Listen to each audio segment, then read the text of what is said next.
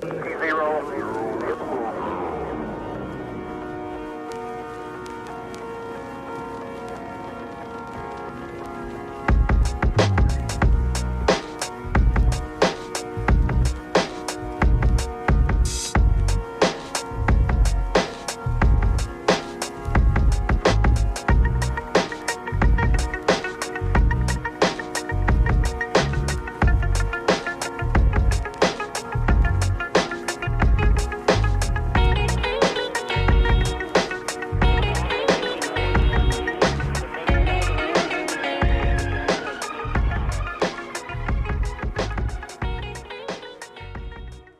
Hi, everyone. Thank you for joining me today. I'm really excited to have you on board today. We have actually people from Argentina, from the Middle East, from Canada, from Europe, Australia. So I'm very humbled to share this talk with you.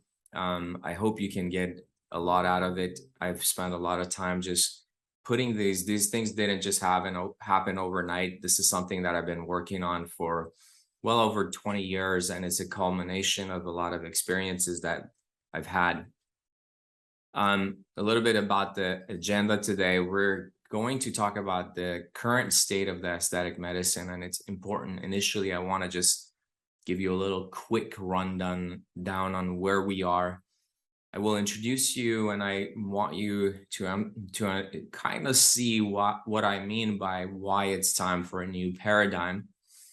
And in order to get to it, we'll go over evolution of energy-based devices. I will also talk about an emerging problem, which I see as an epidemic, which is the overfilled faces. And how do we go about treating these types of conditions?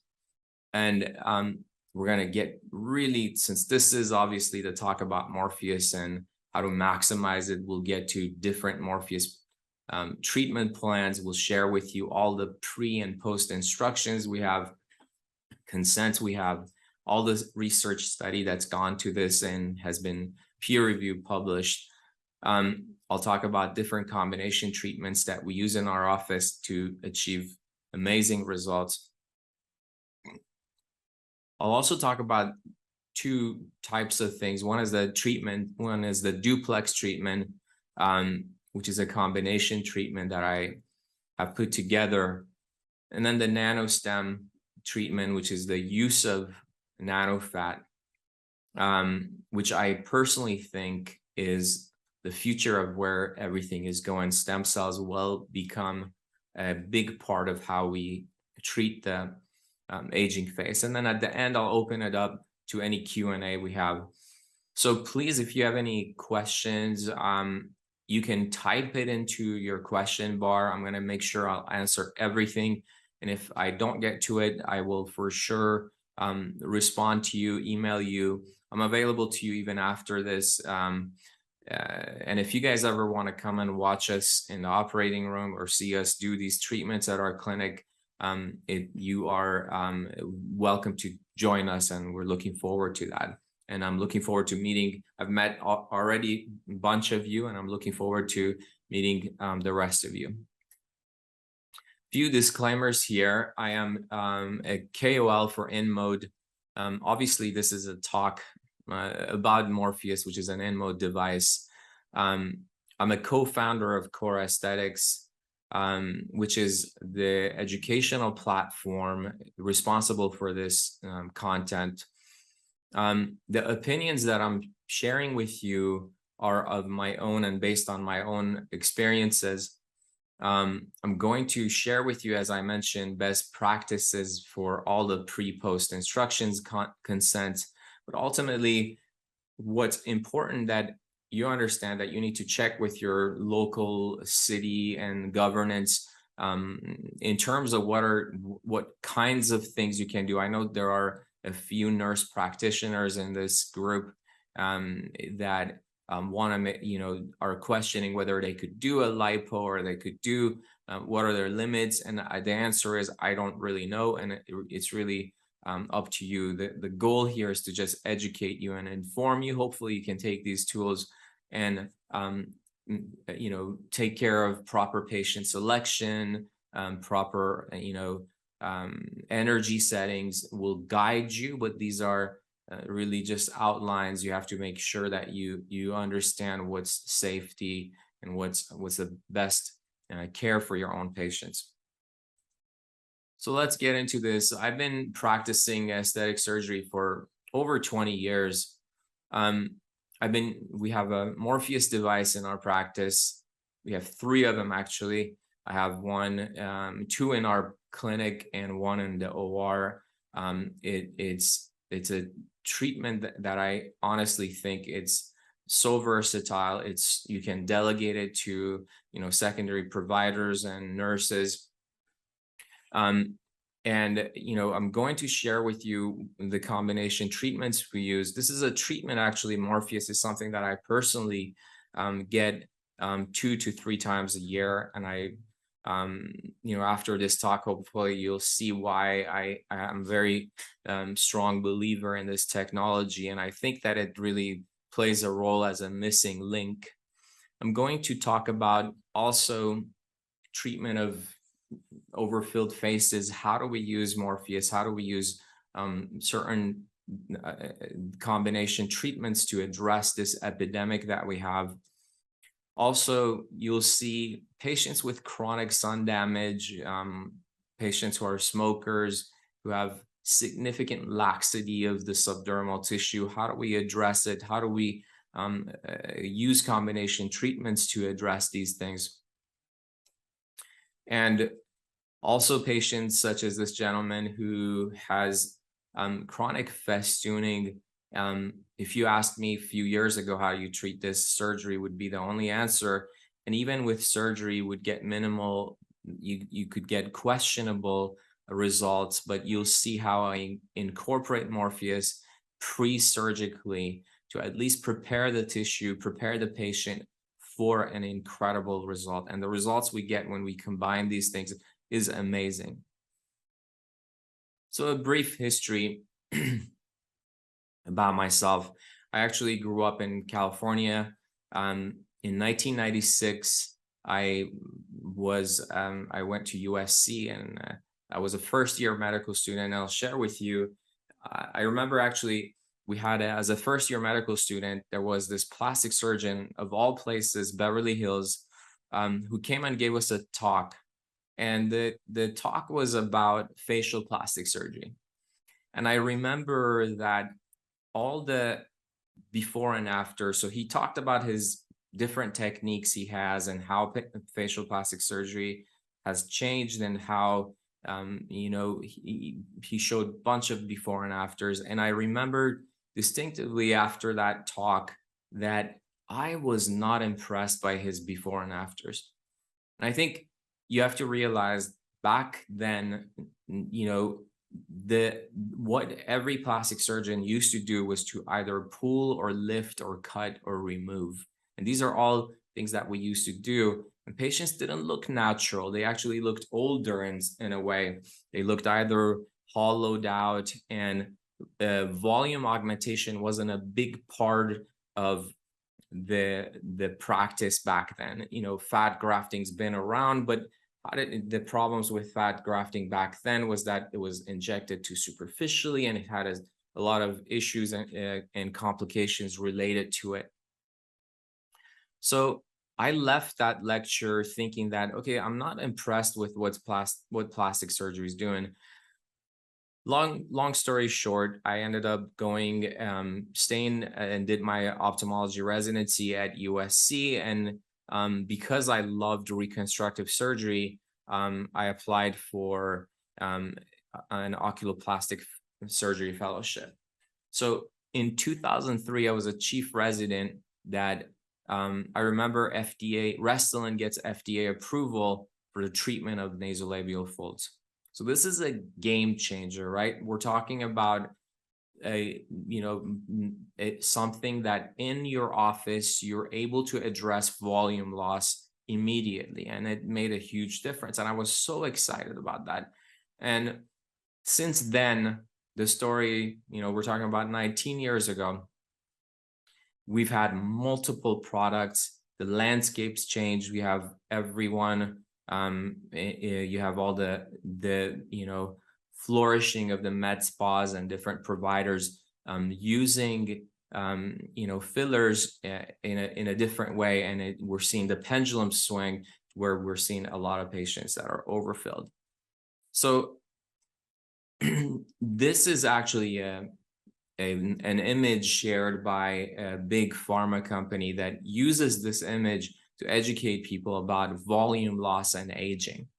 And it's common. I'm sure everyone in here has seen this. And it says, okay, that as we age, we're going to have volume loss. That was a 35-year-old, now a 45-year-old, 55-year-old. So volume loss is a big part of what's happening.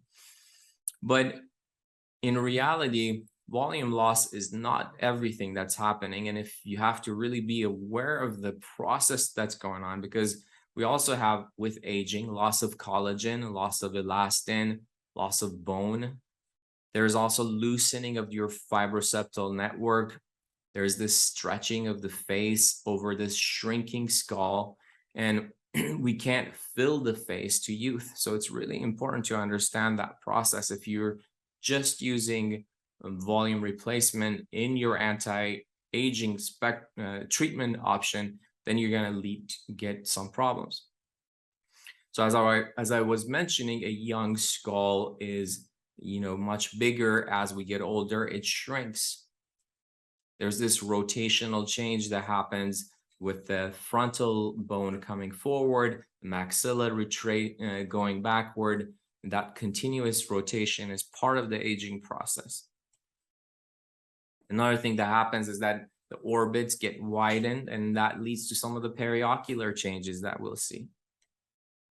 And there's this stretching of this soft tissue, diagrammed here in terms of the orbicularis, for example, is stretched as we get older. So that these concepts, these notions need to be understood when you're treating someone who is going through the aging process. You see, we've been searching for a youthful face. We all want to have the youthful face, but before we start treating and injecting everyone with fillers, you have to understand the goal is to have a tight and firm face. Now, if the only tool you have in your armament is fillers, then you're going to end up having people that look overfilled and overstretched, because the patient's going to come back and say, okay, I still have wrinkles, I still have loose tissue, and I want it to be firm. So that's unfortunate, and we see this on across social media. We see this across all of celebrities that used to be tight as their youthful face, and as they get older, because of the process of overfilling, they just don't look natural. So, and it goes on, and I think I don't need to really convince anyone listening here that that's a major problem that's happening. So the analogy I like to use is, if you are using in this cartoon, it says, this is Ralph, your anesthesiologist, and he's using a rock to actually knock the guy down before they do surgery. And I really think that the social fabric of what we're doing is just, okay, we have aging, let's fill them up, and that's really wrong. So let's think a little bit different. And I want you guys to not only don't think outside the box really, but think like there is no box. So that's important to think like that, because I want to really shatter a lot of things that the way we've been looking at things. So it's time for a paradigm shift. And we're going to talk about that. So let's go back to a little history. I love history, and I'm big fan of Darwin. The Origin of Species was published in 1859, and since then we've had a great understanding of that process, and this evolution of life, this beautiful thing called life, from 2.5 billion years ago, a single cell organism to what it is, a complex cellular organism capable of thinking and consciousness. So there's a lot of time through that process. And, the central thesis behind Darwin's theory was that there is this process of natural selection and survival of the fittest. And as part of that survival mechanism that's been ingrained, that's been engineered into our system, into our biology, is the process of healing. So simply put, the biology that can learn how to heal itself can survive longer and better. So that's an intrinsic factor that's within us, within our genetics. And we see this on a daily basis, right? You bruise your hand, your elbow, and it just heals over time. And if I was to say that there's a central theme here that I would work, and it would be the theme of this webinar, it would be heal. That would be one word that describes everything I'm about to talk to you about. So healing is really important in this. I want to share with you a story of healing. This is a 93-year-old patient of mine who was referred to me about 12 years ago with a small lesion on the left cheek. And the dermatologist who referred said, "This looks like suspicious for mucoepidermoid carcinoma. Can you just kind of see what you can do? I'm going to send this patient to you." And we biopsied it, and because this patient had multiple medical issues, we couldn't do a major recon on her. So I brought her over, and I said, from the time we biopsied to the time I saw her, only 3-4 days had passed, and the lesion, which was very small, had grown double in size. And one thing about mucoepidermoid carcinoma is that it is very locally aggressive, and it grows very fast. So we ended up removing the lesion, and I told the family, I said, "Look, she's going to have a big hole in her cheeks, but I will promise you that it's going to heal, and I'm not going to put a big, skin graft. I'm not going to do a big process of recon because of her age." So, every 2 weeks she would come to me, and I would watch her and see how she's healing. And you see over time how incredible that process is, even on a 93-year-old. And the process of secondary intention is something that's been part of our evolution, part of our biology. And this is an example of it.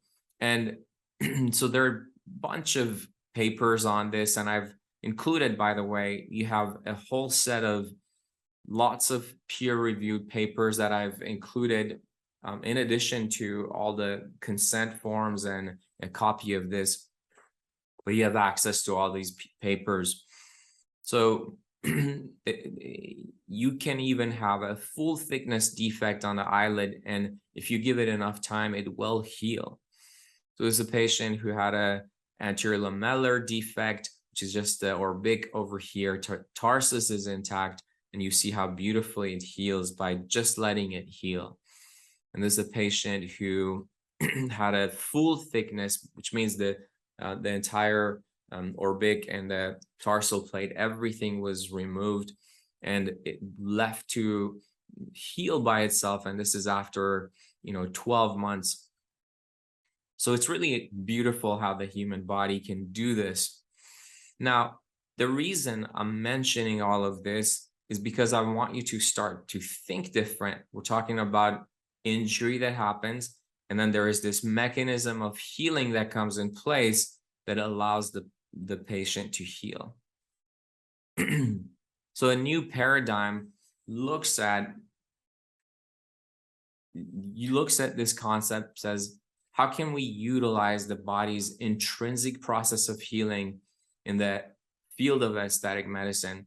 And if you think about it, aging, now some people may get upset, aging is a chronic disease. It's a chronic condition that leads to deterioration of a lot of our ability to rejuvenate ourselves. And can we trick the body to start healing itself? And that's important.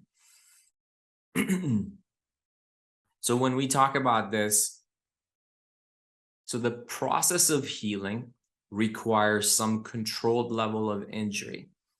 And by that, I mean, how do we do that? How do we deliver that type of injury? It's controlled, right? It's not traumatic where everything is destroyed. There is some sort of injury that's very controlled.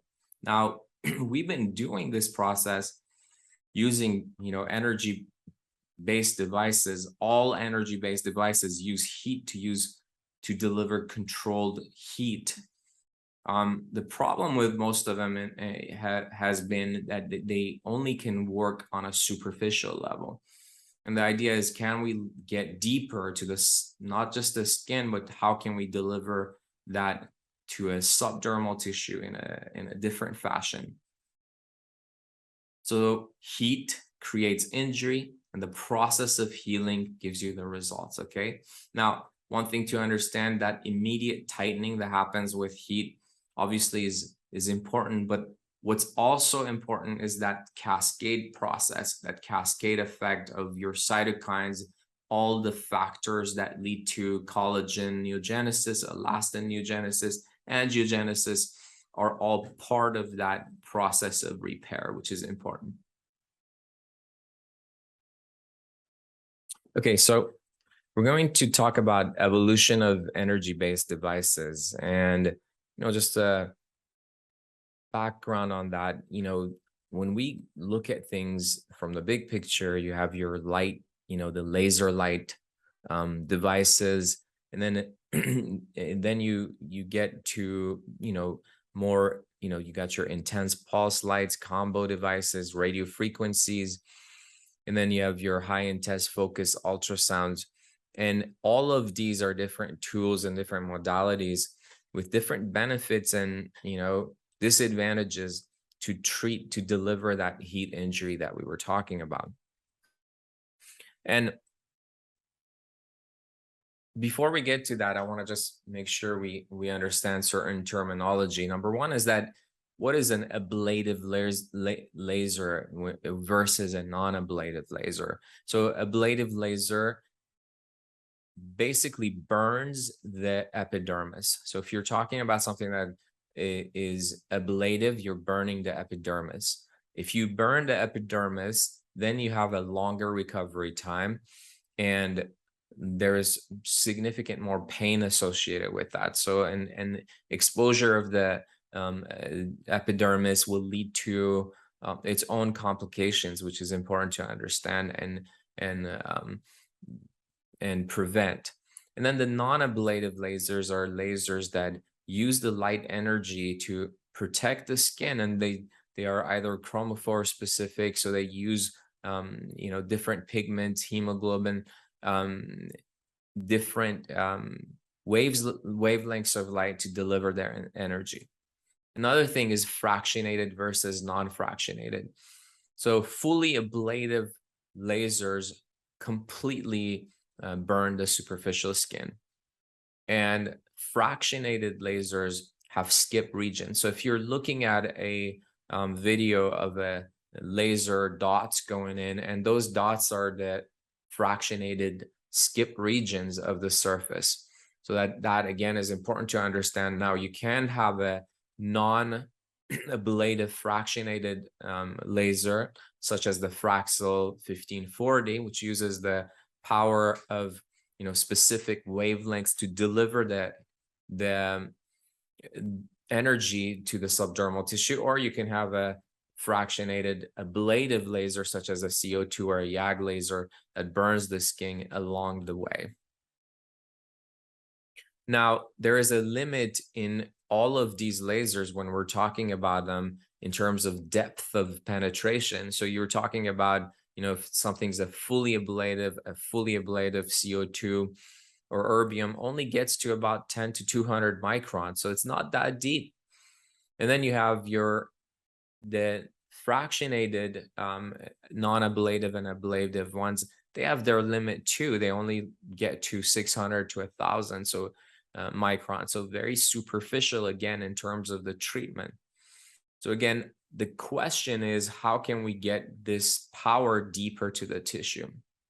Now, there's a paper I've included in here. This is by my co-founder, Eris Diane, who and others. They talk about use of radio frequency in aesthetic surgery, and I really want you emphasize that you should read this just to get an overview of what else is going on, what's happened in this process. So let's talk about radio frequency. Radio frequencies, electromagnetic wavelength frequencies, which has been used in medicine for well over like 70 years. We use it in cardiology, we use it as surgeons, our cautery, the bipolar, monopolar cautery that we use. So RF energy is alternating current, it's electric current delivered via electrodes to tissue. Now, the resistance it encounters in the tissue creates the heat. And when we're talking about that in medicine, the frequency is typically between 0.3 to 10 megahertz. One thing about radio frequency is that it's not chromophore specific as opposed to lasers, which use chromophore. So that means radio frequency is safe or relatively safe for all skin types, right? Because we're not using pigmentation, we're not using any other specific wavelengths to deliver the heat. So that's one thing that's really important about radio frequency. Now, again, when you're looking at a big, wavelength, there's a limit when you talk about lasers because there's such reflection and there's so scattering of the light that goes, wavelengths of light that goes to, that the effect is superficial. However, RF can penetrate deep to, depending on the energy used, and the energy is not wasted in that way. Now, different tissue, as I mentioned, have different tissue resistance. And so, for example, obviously, wet skin has significantly more conductivity than when you talk about that compared to a dry skin. So these are important to understand when you're treating patients for things such as skin, aging, or you're trying specifically to destroy fat. It's important to understand this concept. Now, when we're talking about radio frequency, there's a specific thermal zone, which is between 65 to 75 Celsius for the subdermal tissue. That's the optimal temperature that allows collagen and neogenesis, and elastin neogenesis. So when you deliver the heat, you're tightening it immediately, but also initiating that inflammatory healing process we talked about. So the temperature is important. So one thing to realize, the reason I have this here is that there is an optimal temperature, but we're not talking about burning the tissue. So a lot of people think that, okay, we're going to go, and the higher the power and energy, the better the result, but that's really not it. And you'll see what I mean by that when I talk about combination treatments in later slides. So the goal is to deliver the right temperature to the target tissue while minimizing collateral damage. Now, in 2002, FDA approved the first monopolar RF device for facial wrinkles, and that was your Thermocool device by Thermage Inc. And since then, we've come a long way. So the initial devices, I remember this actually when the rep for Thermage came. And so because they're delivering this, first of all, you need a grounding pad. It's a monopolar, and you have to cool the surface. And then there's this energy gradient that it goes through. And it's very difficult to know with this, how deep are you going? What's the exact temperature you're reaching? And how much energy? And I remember that rep telling me that, okay, whenever the patient says, ouch, is when you stop delivering. the heat. And I'm not kidding. And this is just how they used to do it. And then you have the bipolar devices. Again, you're using two, you don't need to ground them, but it's limited to that superficial tissue because we're not getting deep with this. And then you have the uninsulated needles, which are fractionated. So fractionated, you hear the term fractionated microneedle radiofrequency. Now, if it doesn't have insulation, it's the older devices and that burn the tissue, but because they're burning the superficial skin, there's a limit on how deep they can go. Now, and then you have the newer forms, such as the Morpheus, which is insulated, and the insulated needles protect the epidermis while they're delivering the heat subdermally. So that's important to understand. So the reason I'm a big fan of Morpheus is because it is fractionated, it's bipolar directional, and I can control exactly how deep I want to go with it, from up to 4 to 5 millimeters, depending on which set you're using. So they have 4 sets. One is the body, which we're not talking about today. One is the prime, which is for the around the eye area. It's and then you have the Morpheus8, which is the standard one that comes in, and then you have the resurfacing tip, which is an ablative superficial remodeling resurfacing tip that they have. And if you don't have, when we talk about combination treatments, if you don't have CO2 laser in your practice, you can consider using the resurfacing tip for this. I'm going to let Subio here. I rarely get this excited about a device, but this is an exception. This is the Morpheus8 from InMode, and it's cutting-edge, brand new technology in radio frequency microneedling. Now, what does that mean? Here we have traditional microneedling, which is basically microscopic needles which pierce the epidermis and dermis and causes a controlled injury which is going to stimulate collagen and improve the texture and tone of the skin. Even newer, we have radiofrequency microneedling, which is going to add energy to that needle, causing a heating, which is going to cause even more collagen formation and even more contraction and improvement. But until recently, this has been limited to these upper layers of the skin. Enter the Morpheus8. This cutting-edge technology not only adds silicone to the needle to thereby protect the dermis itself, allows us to bypass the skin altogether and treat layers never before possible, such as the subdermal fat, and to cause coagulation and shrink wrapping and tightening from within. This means a non-invasive treatment with a level of power and versatility which is unprecedented. With this device, combined with modalities like FaceTite, we're going to be able to offer non-surgical solutions with a power never before seen. And it's pretty exciting, so stay tuned.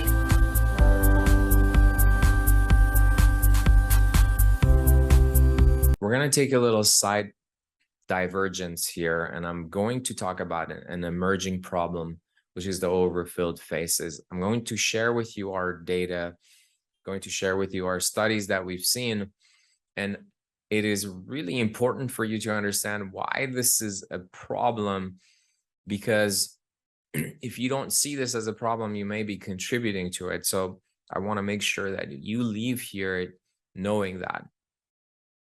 Now, if you're unable to understand the cause of a problem, it's impossible to solve it. That's Naoto Kan, Prime Minister of Japan. And so it's important, right? So let's dig in a little bit. So this is a patient that I initially presented at the beginning. She came in actually seeing me with a chief complaint of hollow eyelids. So her initial complaint to me was that she was hollow and she wanted to come in and get more fillers. And when I saw her, I was very surprised, because immediately I knew that this person was not for sure hollow, but rather overfilled.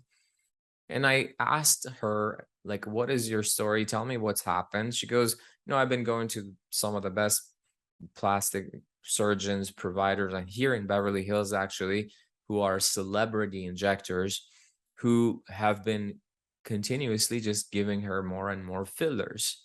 And the main issue is that I'm thinking to myself, how is it possible that, she's been going to these different doctors and they all continue to contribute to the problem? And that's why it's important issue that I see. And I want everyone here to understand this problem. And as time goes on, you're going to have more people get into the injectable business, and you're going to see more of these patients. And the good news is Morpheus is an incredible way to treat a patient like this. But let's dig into this a little bit. So rule number one, do no harm. And that's the foundation of our practice. And I know every one of you who are here understand that, and I don't have to explain that. So we've been searching for the ideal filler for years, right? Ideal filler is biodegradable, it is biocompatible, and it's non-immunogenic. It doesn't cause any inflammatory reactions. And there are a variety of fillers out there. Obviously, the autologous ones are the best choices in terms of meeting those criteria, because they're autologous, they aren't biodegradable, and they don't cause a lot of that issue. But there is a learning curve with them, and you have to go through a process. But you have the absorbable or semi-absorbable, as I call it, the hyaluronic acid family, the polylactic family, and the calcium hydroxyapatite family. And then the fully non-absorbable, which is the polymethyl methacrylate, and the only FDA approved one on that subset is Belafel in the United States. So at first glance, hyaluronic acid, which is probably the most common filler used, seems like the perfect choice, right? Because it's naturally occurring in mammals and in life and biology in general. It's the ideal. We think that it meets all the criteria, and I will show you that it doesn't. And the way, if I was to inject hyaluronic acid uncross-linked into your body, your tissue would immediately, within 3 to 5 days, get rid of it. So it's hard to use it as a filler agent. And in order for the hyaluronic acid to stay around, the filler companies have learned how to cross-link them. And each company cross-links the filler differently to allow it to be stabilized to last longer. So one thing to understand is that hyaluronic acid is different than modified hyaluronic acid. Although in name they may sound the same, but they're different because modified hyaluronic acid is cross-linked. So one thing that I will mention is that cross-linked hyaluronic acid is not naturally found in our tissue. Are they non-immunogenic? Are they biodegradable? And are they biocompatible? So let's look at that. We wanted to answer some of these issues, and we did a retrospective study of looking at 131 consecutive patients that came to my practice from 2015 to 18. Inclusion criteria was anyone who had previous filler injected and they weren't happy with the end result. Filler was defined as anything that replaces volume. Excluded were patients who with facial implants and related complications. So we have a big questionnaire that we asked the type of filler that was injected, date, how many times, what location, main concern. We even go in terms of past ocular history, medical history, allergies, diet, sleep habits. So big data. It's not surprising that hyaluronic acid was the #1 issue that we saw because it's so prevalent and people use it a lot. And other things such as fat, artificial radius, all these other things. And some patients just didn't know what they had. And when we looked at hyaluronic acid group, the #1 complaint that we saw was this chronic recurrent swelling. 42 out of the 68. There were other things such as lumps and bumps, the Tyndall effect, biofilm, some cellulitis, granuloma, chronic bruise. But chronic recurrent swelling was the biggest complaint we saw. So this is a condition actually that I call post-hyaluronic acid recurrent eyelid edema, or FARI. Typically, these patients have a history of hyaluronic acid injected to the tear troughs or the periocular region, even the midface, either once or multiple times. Maybe initially they actually liked it, but with time they started developing this periocular swelling and puffiness. And most of the time it's worse in the morning. Certain diets make it worse, and swelling usually goes anywhere between 4 to 10 out of 10. So these are some of the examples of patients that we saw. I mean, there are tons of them. So let's look at our data. The first question was, is there an association of FARI with the number of previous HA injections? And the answer is a clear yes. So the more HA injections you had to your tear troughs, the more chances of you developing FARI. The second question was, does product choice matter? We'll tell you, obviously, this is limited to this group of people, but the results are really interesting. 36 out of the 42 patients that were in this group had either Vicross or Hyalocross family of products. 2 out of the 42, only 2 of them out of the 42 had Restylane, which resolved with 1 Hylenex injection. Patients who had Vicross or Hyalocross, 50% had failed attempts at removal by another provider. On average, Hyalocross patients required more than 3 injections of hyaluronidase to remove the product. 3 patients with Juvederm Plus and Voluma had more than 10 injections of hyaluronidase. And this brings me to our last patient here, which is a dermatologist who's a 45-year-old dermatologist from Australia. I was actually giving a talk at VCS in Las Vegas, and she came to me. She goes, look, I've had this chronic swelling after I had the Juvederm Plus injected, and we've tried to remove this. I've had over 30 Hylenex injections, including 4 intraorbital injection, and my eye swells, and it's only on this left side, and it's not painful, but it goes up and down, especially when I'm even flying. So I said, look, this sounds like FARI. At that point, I didn't have any ultrasound, which has actually, by the way, changed the way we practice. If you are doing fillers, you should equip yourself with use of ultrasound. But I said, this is what it is, and we're going to go ahead and do surgery and try to solve this. So,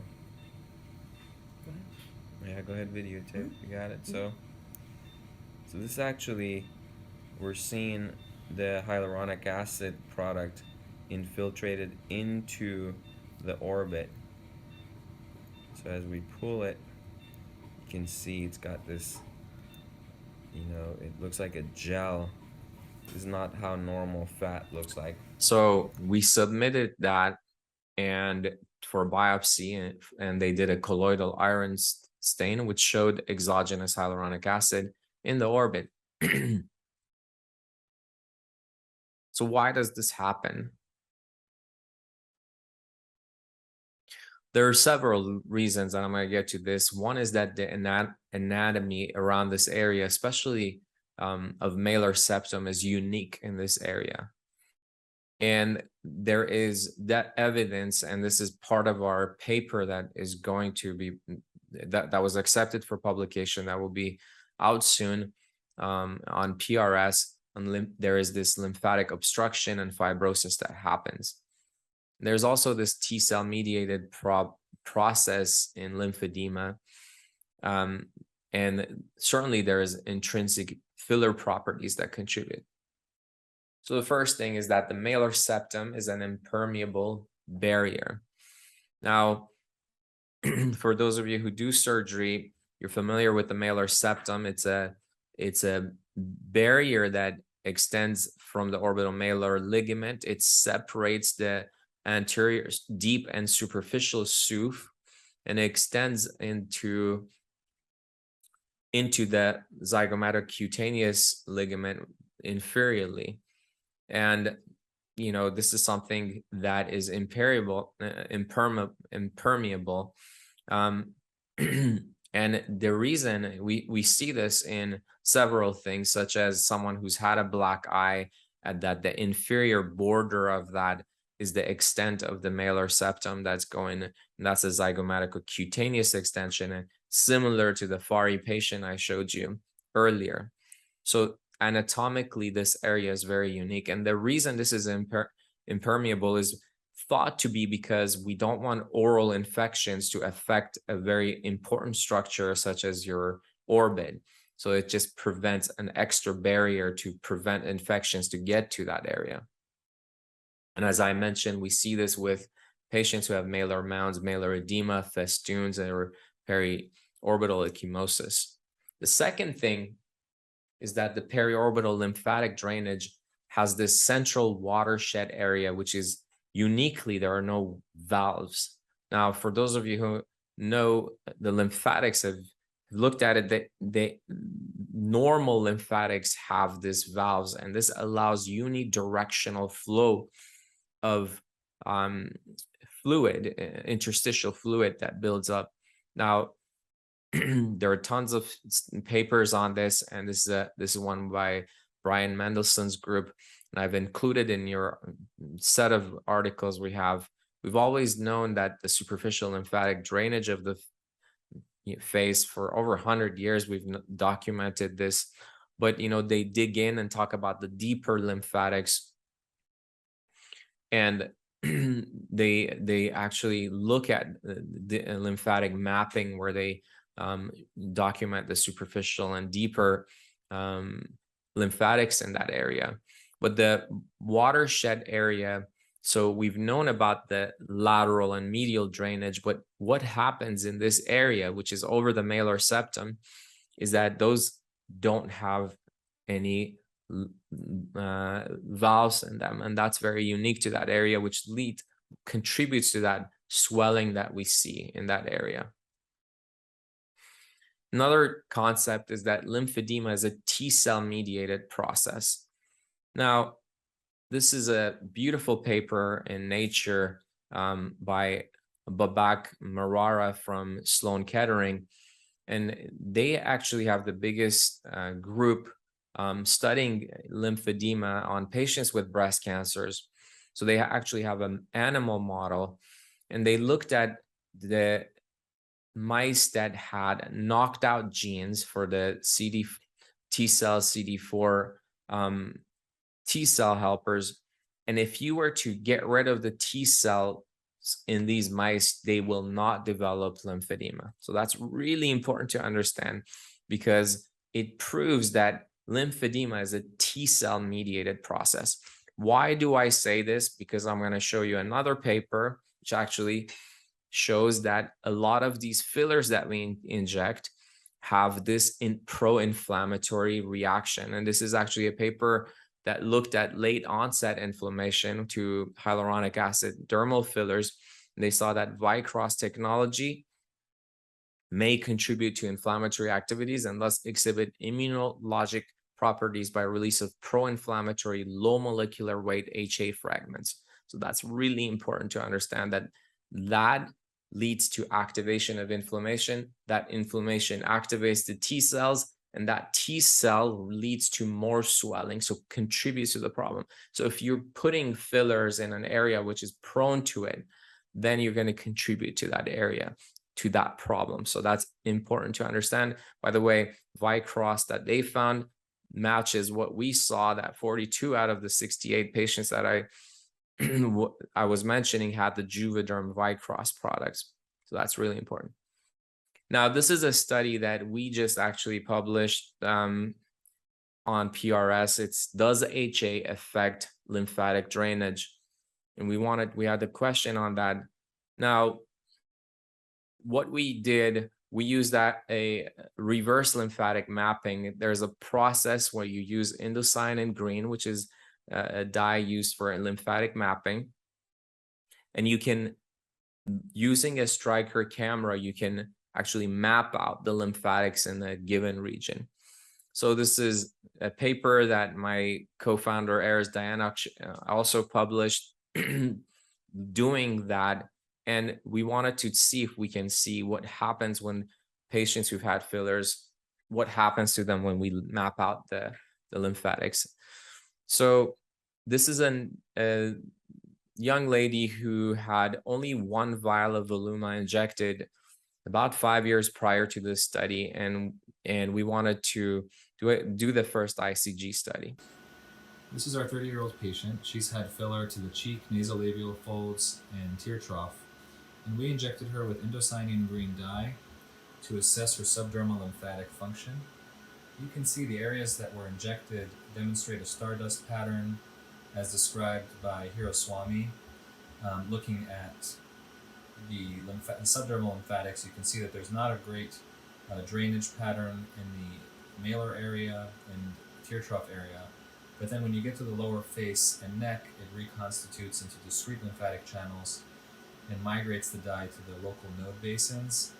We recently injected the other side as well, so we're waiting for that to migrate, but at least initially you can see that there is a stardust pattern around the tear trough and malar area, and we will wait and see how that migrates.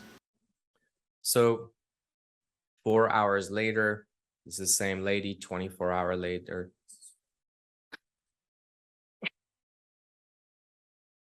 Even up to 4 days later. Now, when we compare this to our control, here we're about 20 minutes after injection of indocyanine green at the nasofacial junction. As opposed to other cases that we've injected of patients with fillers in the tear trough or malar area, this patient's indocyanine green is rather localized, and it doesn't have this classic stardust pattern that we see in patients who have had filler or in patients that have had chronic edema. So it's quite a different image.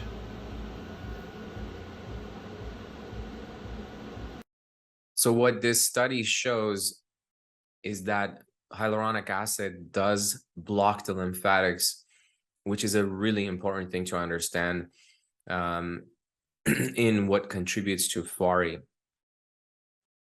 Now, I want to talk quickly about this misconception that how long do these fillers last? We've been told by industry that it lasts, and this is actually a search on Bing I did, and you'll get the similar result if you were to do it on Google. I put how long do fillers last in the face?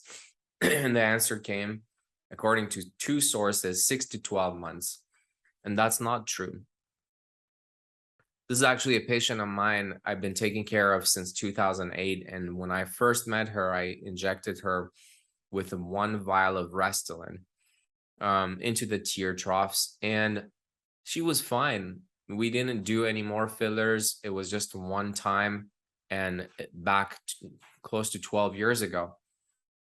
And she wanted to, so this is a person that's only been coming to my practice, and we do her, facials, we do Botox for her.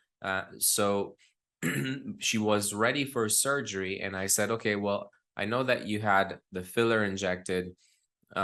Let me see if it's still there. If it's still there, we have to remove it. And in 2021, I did an ultrasound. And as you see, there's still a significant amount of HA filler left in the tear trough region.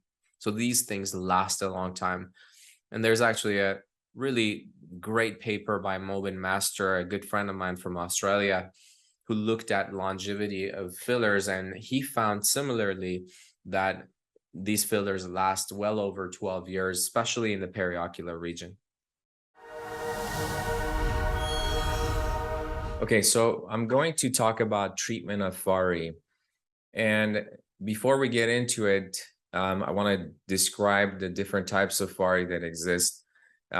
We classify it into 3 categories. One is the intermittent type, and these are your patients that show up, they've only had 1 filler injected, and they have this intermittent swelling that one day is better than another. And they go on to get more fillers injected, and they become your chronic type, which is this lady. In fact, this lady, as I mentioned before, had multiple injections. And unfortunate, there is a third category, which is the chronic recalcitrant type. And with these patients, no matter what kind of treatment you do, which we will talk about, it's very difficult to address them because most likely these are individuals who had pre-existing malar edema or malar mounds that wasn't recognized and an HA filler was injected. So, and we'll talk about what I think, I personally think nano-fat and nano-stem procedures, which I will describe to you, will play a role in treating these patients. But again, it's very, very difficult because the lymphatics are so damaged in these individuals. So the key here to remember is that if you are seeing a patient with intermittent malar edema or that intermittent phase, don't mistake this for zygomatic hollow and go and inject more HA fillers, because for sure you're going to tip these individuals to the chronic form and they will not be happy. So that's number one in terms of the treatment, in terms of understanding the pathophysiology of what happens with these patients. So let's talk a little bit about our endogenous HA. I already talked about the HA format as a filler agent, but obviously HA is endogenous in our tissue. We have about 15 grams of it for a 70 kilogram average individual. So it's not much, right? It's only 15 grams for a 70 kilogram individual, but it plays a really, really important role, especially in the extracellular matrix.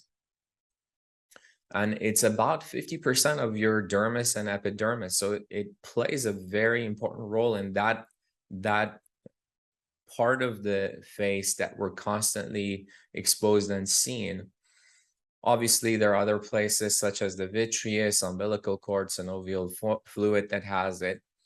And endogenous HA is normally turned over every day, about 5 grams of it every day. So 1/3 of your total HA is getting turned over by these macrophages and these fibroblasts that are constantly remodeling that process.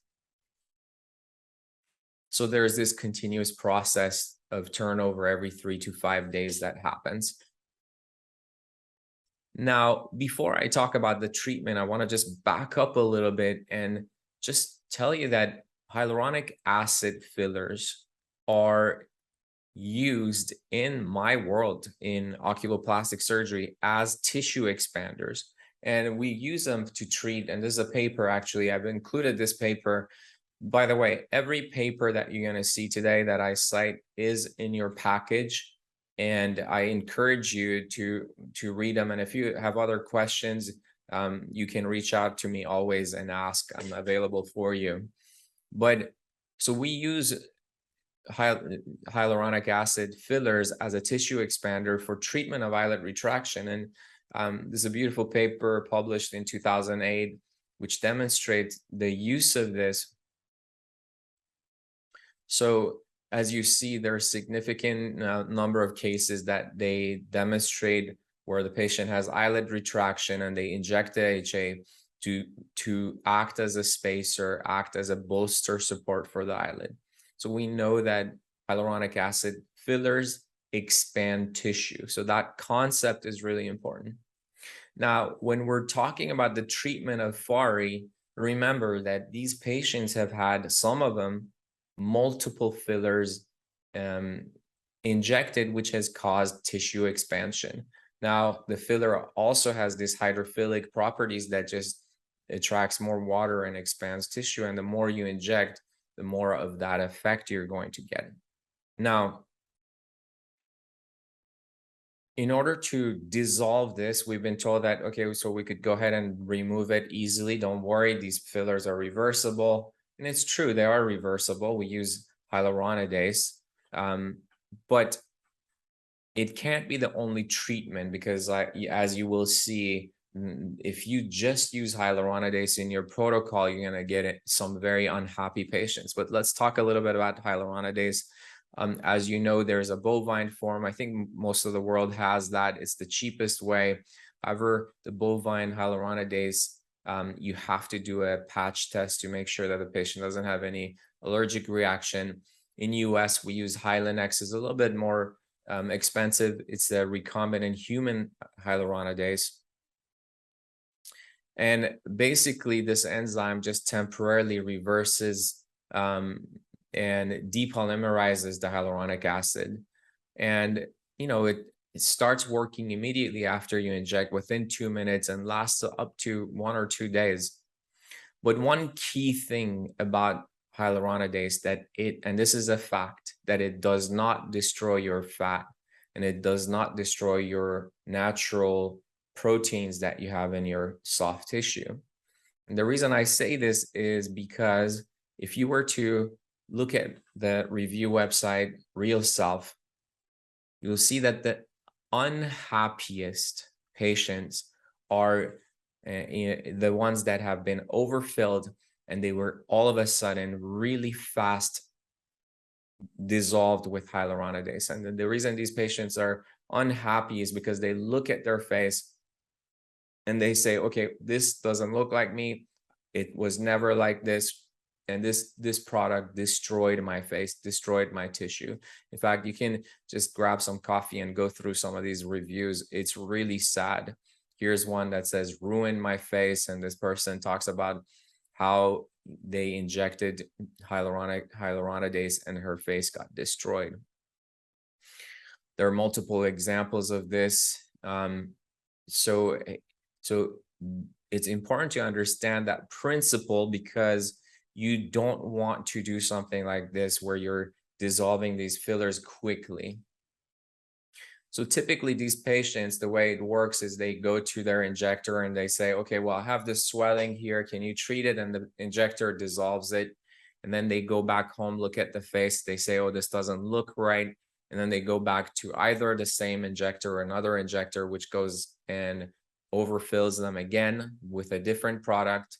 And then they go back to looking stretched out, and they're not happy. So there's this process, continuous process of being overfilled, underfilled, overfilled, underfilled, which is not a good journey. And trust me, my practice is filled with these patients. How do we break this? So one thing you have to understand is that tissue has this internal tensile strength. And if you're stretching it long enough and pulling it long enough, you're going to break that tensile strength. In fact, I'm really excited. We're doing a study with a group in Montreal, a lab in Montreal. We're actually measuring the tensile strength of dermis, and with presence of hyaluronic acid and with Hylenex and with different modality treatments. So really excited to share that with you guys soon. But in theory, understand that these fillers have stretched the tissue and we need to tighten them. We need to figure out a way to address them. So fast deflation equals unhappy patient. So the treatment requires a soft landing, and it's important during your conversation. Whenever I meet these patients, I say, look, your tissue's been damaged, it's been stretched, and we need to tighten it in a way where it's not a quick deflation, because you're not going to be happy if I just inject Hylenex in you. So the goal is to dissolve and tighten at the same time. So in our practice, the protocol is a slow controlled dissolving with Hylenex. And in terms of tightening, we usually use Morpheus with or without CO2. And you'll see the combination treatments that I will describe. And then we'll have the patient actually come back in 3 to 4 weeks for a reassessment. And if, depending on how much improvement they've had, we repeat the procedure as needed, sometimes 3 to 4 times.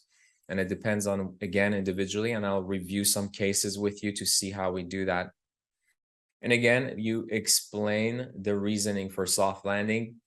The key here is do not fill unless you have to do it, but really explain that they have to be patient with this process, because collagen neogenesis, that tightening process, does take some time.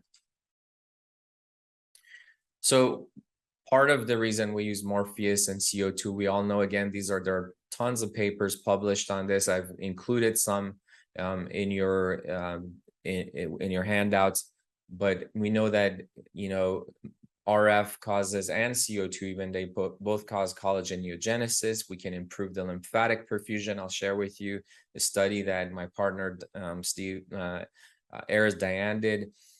We know that there is proof that there's skin tightening effects. We know that VEGF increases. And the beauty of Morpheus is, with Morpheus, I can control the depth that this RF is delivered precisely, and I can adjust the power as needed. And sometimes when we combine it with CO2 in a procedure I call the duplex, which I will talk about, you will see that the power is the combination treatment is significantly better. So here's a patient that my partner did a study, and this is actually, we wanted to see if there is improvement or increase in lymphatic perfusion after Morpheus treatment. And as you see, this is the ICG study, and the uptake is significantly higher in the lymphatics after the Morpheus treatment. So that's a fact, and we know that happens. And also, again, this is intuitive that there is increased perfusion after Morpheus treatment. So there's another study that we looked at to see how much improvement in perfusion we get after Morpheus, and it definitely improves with that.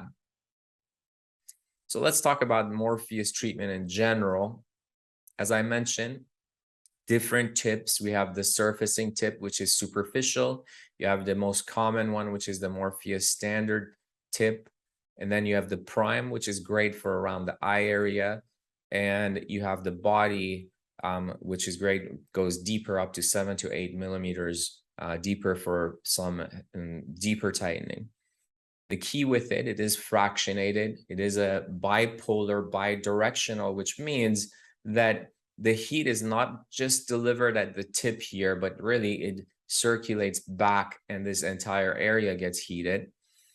And we're able to control subdermal tissue, and it's, in a very versatile fashion. So when we're talking about energy settings, it's very important to understand the safety factors involved. The goal here with any of these things is not to burn the face. We're trying to stimulate that process of healing that I was mentioning. And typically with the resurfacing tip, you can go on the entire face and neck and chest. So you can go, that's safe for everything. Obviously with that, the power setting is much lower. Now, when we talk about the upper face, I don't go anything more than 1 to 2 millimeters. So 2 millimeters is the max I go, and the power setting I use usually is around less than 25, especially if I'm combining it with other treatments, then I use less energy. For the lower face now, we can go to 3 millimeters, and power can be a little bit higher in that area. And if I'm treating the submental region, I can go to the 4 millimeters setting with the power of 30. Again, neck, you want to be superficial, up to 1 to 2 millimeters with power around 25 to 30. So again, all these things are in your handouts, and you'll have these available. If I'm doing Morpheus, the anesthesia, usually a numbing cream, a compounded numbing cream we have is incredible. This is something we switched to a lidocaine 23%, tetracaine 7% in combination with lipoderm, and we leave this on, and you can have your pharmacist compound this, but we leave it on for about 45 minutes to an hour, 60 minutes. And typically, if it's just Morpheus alone, pain meds are not needed. But again, as you know, pain is subjective, and some patients are more sensitive. We also have Pronox, which is the laughing gas we use, and it's easy because the patient self-directs the use of it, and it's very convenient. The entire idea here is that you want to create a very safe and comfortable environment for your patients. Now, there is the Zimmer cooler, which we don't really use in our practice, but you can also use that if needed. You don't need to do any regional blocks if you're just doing Morpheus or you're doing the duplex that I will talk about. But if I'm doing any fat transfer under local anesthesia, I do go ahead and give blocks to that area, and we'll talk about how that works and some videos on that. By the way, we have all our pre and post instructions included for you, but here's a quick video on pre-treatment instructions for your patients. Hi everyone, my name is Danielle Stark, Physician Associate, and I'm going to walk you through getting ready for your Morpheus8 treatment.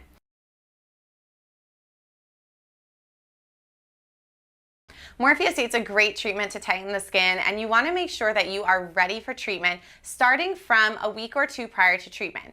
Make sure that you're avoiding sun exposure. We don't want to be working on skin that's sensitive, red, tan, sunburned, or has any active lesions like a rash or irritation. If that's the case, it's best to postpone your treatment a little bit. Another key thing is to make sure that you are eliminating active ingredients or acids from your skincare regimen. Again, we want the skin to be as ready for treatment as possible, and that prep work is going to play a key role in an easier recovery time. Prior to treatment, when you do arrive at the office, it's going to be nice and easy. We'll bring you back, get photos done both in standard photography and using Vizia. This will give us really high quality, detailed photos to assess your results with.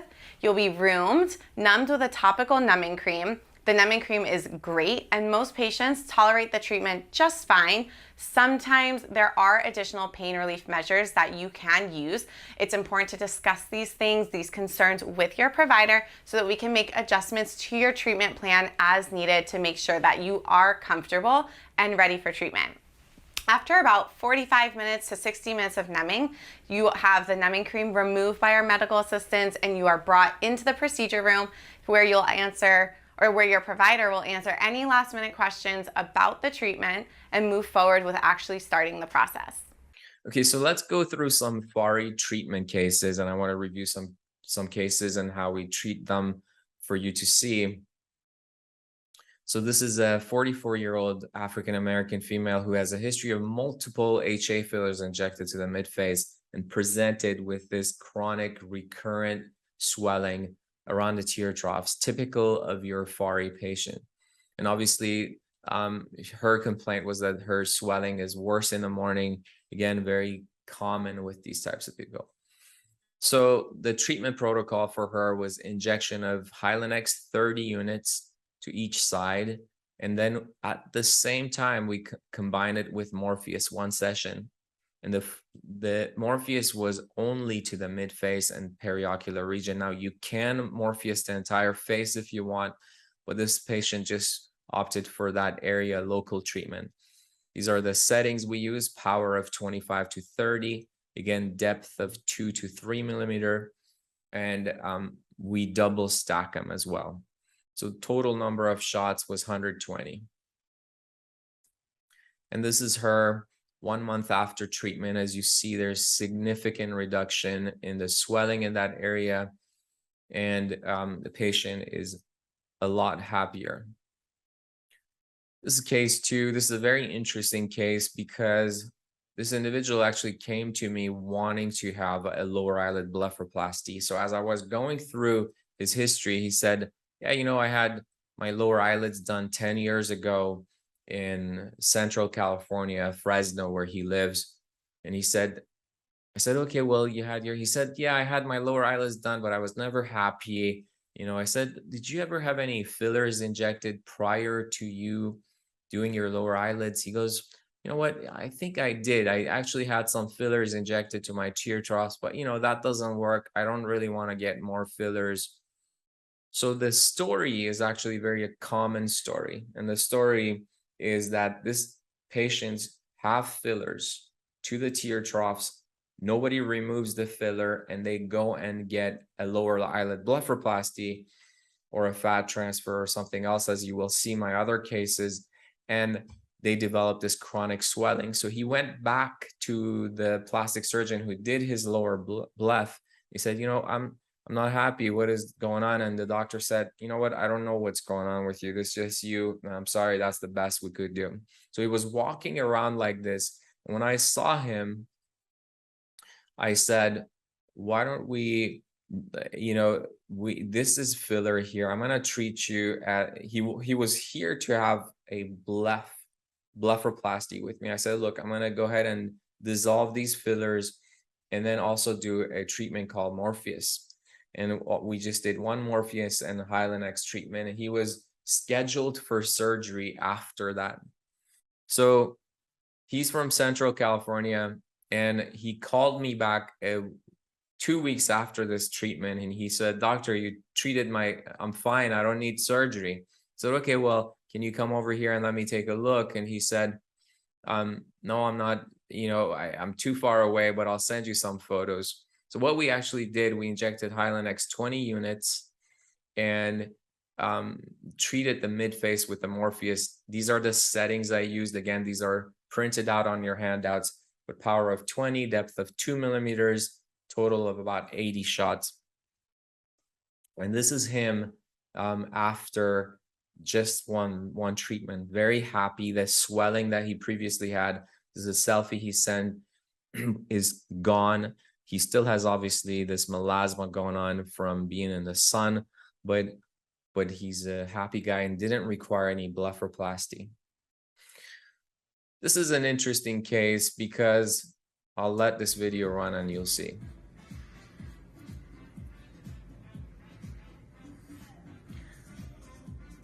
So I like to demonstrate, this is previously injected filler. How many years ago was this?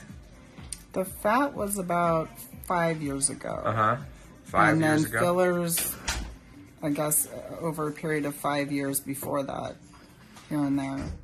So look all the way up for me, sweetie. So yeah, so we see, this is the Tyndall effect we see. Usually this blue color is from hyaluronic acid filler. So our goal today is to inject a little bit of Hylenex and then do a controlled tightening with Morpheus. So this is actually really interesting. Again, it demonstrates one important fact, and that fact is this individual had multiple HA fillers injected to the mid-face and tear troughs. And she went in to a plastic surgeon in Northern California complaining of hollowness, and the doctor, without removing the previously placed filler, did fat transfer. And almost immediately after that treatment, the patient developed this chronic swelling, which is classic for our pharies that we talked about. So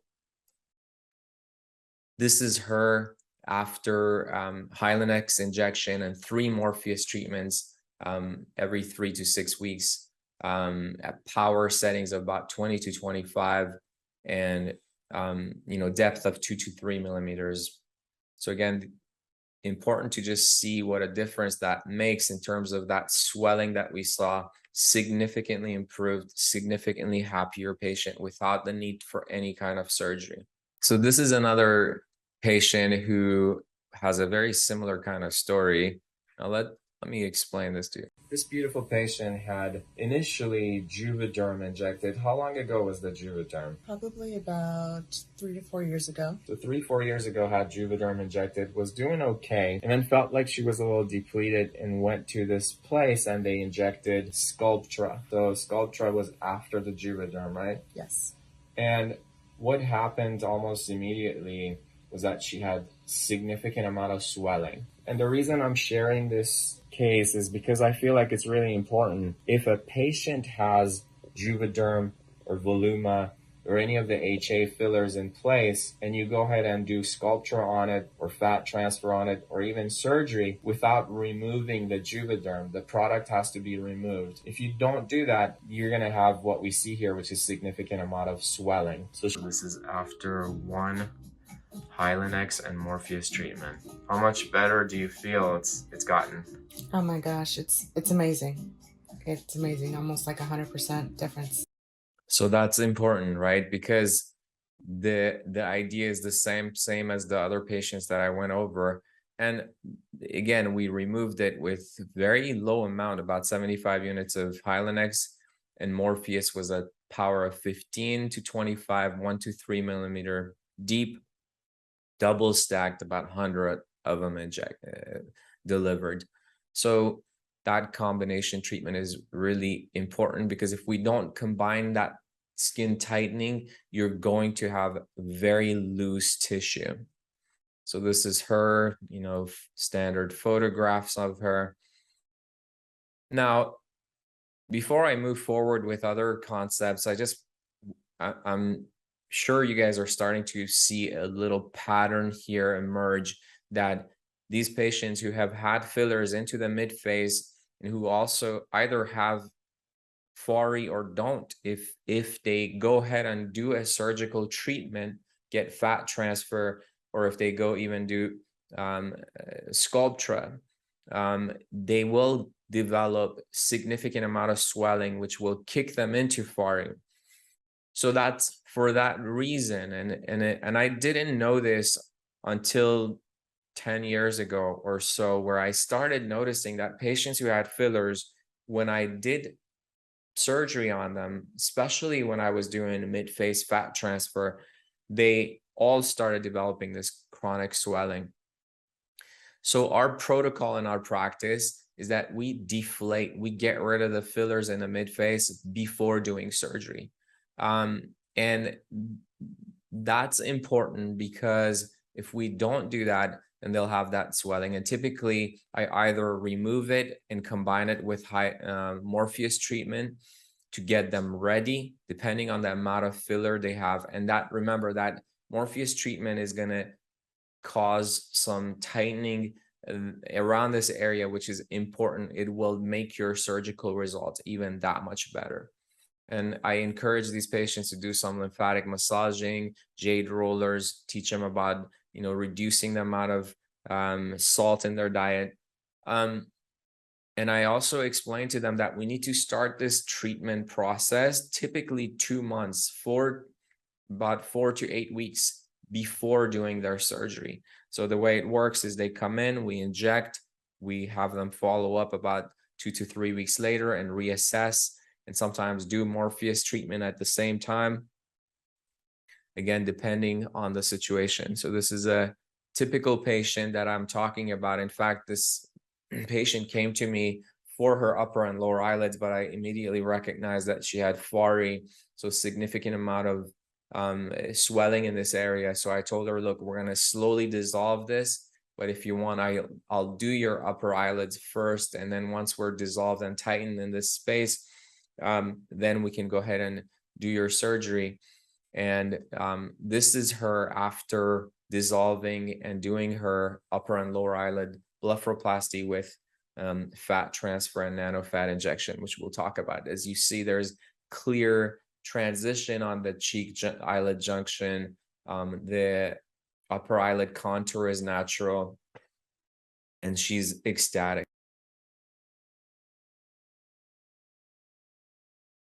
Okay, so you've just finished treatment, and depending on the number of areas or what type of treatment we've done, your treatment lasted probably anywhere from 20 to 45 minutes. Your skin is feeling red, sensitive, hot. It might be throbbing a little bit. All of these things are going to start to improve as more time passes. It's normal, and everyone's after treatment result, immediate result, is looking a little bit different. The redness, the puffiness, the pinpoint swelling, all these things are normal, and each person's variation will change a little bit. So in order to cool your skin down, we will apply calming serums and a cooling mask immediately post-treatment. Believe it or not, this is going to give you instant satisfaction in terms of relieving that redness and heat. It's also going to start to jumpstart your post-care. During this time, we're talking a lot about healing serums, skin nectar, emollients, hydration, sun protection. We want to ensure that all the products that you're using are safe post-procedure, that there's no active ingredients, no chemicals, no tretinoin. These are the type of ingredients that you want to eliminate from your post-care regimen. It's really important that everything that you're using, everything that you're doing is for the goal of soothing your skin, nurturing your skin, and eliminating any further irritation. So to be more specific with that, Skin Nectar by Elastin is a polypeptide healing serum. This is great for repairing damaged skin, good hydration, mineral-based sunscreens, and of course, avoidance of the sun are really crucial to your healing. Another important thing is to avoid anything that's going to cause, again, the further irritation of your skin. That could be things like swimming in a chlorinated pool, the ocean, high intensity exercises that are going to increase heart rate. That increased heart rate will increase swelling, which will slow our healing time. So you want to make sure that you're giving your body that time to recover. You'll really see day by day the downtime reducing, and you'll see that your skin is returning back to its normal baseline. Listen to your body, listen to your skin. If it's sensitive, if it's responding to heat, it's not quite done healing. So give it that good first week of lots of nourishment, and then start to incorporate slightly more active ingredients from there.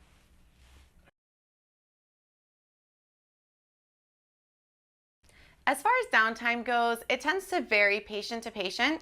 It depends on the area, the type of treatment we're doing, but typically I would say that downtime for Morpheus8 is pretty minimal. It's common to expect about a day or two of redness and puffiness, maybe some little pinpoint marks on the skin of the treatment area, but I would say that generally speaking, you're pretty well healed within the week.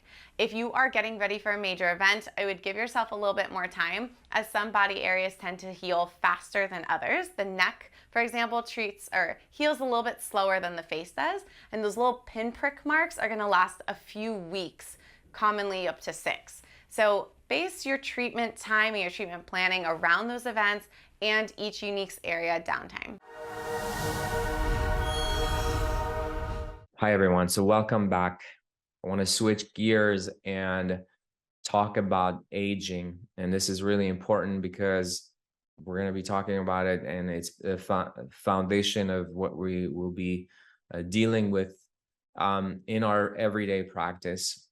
And in theory, the way I look at aging, I look at it as a chronic disease, and not in a bad way. Obviously, aging is great in a way that we have wisdom with it, but it is a chronic disease, whether you like it or not, because there is this deterioration of the ability of the body to heal and renew itself.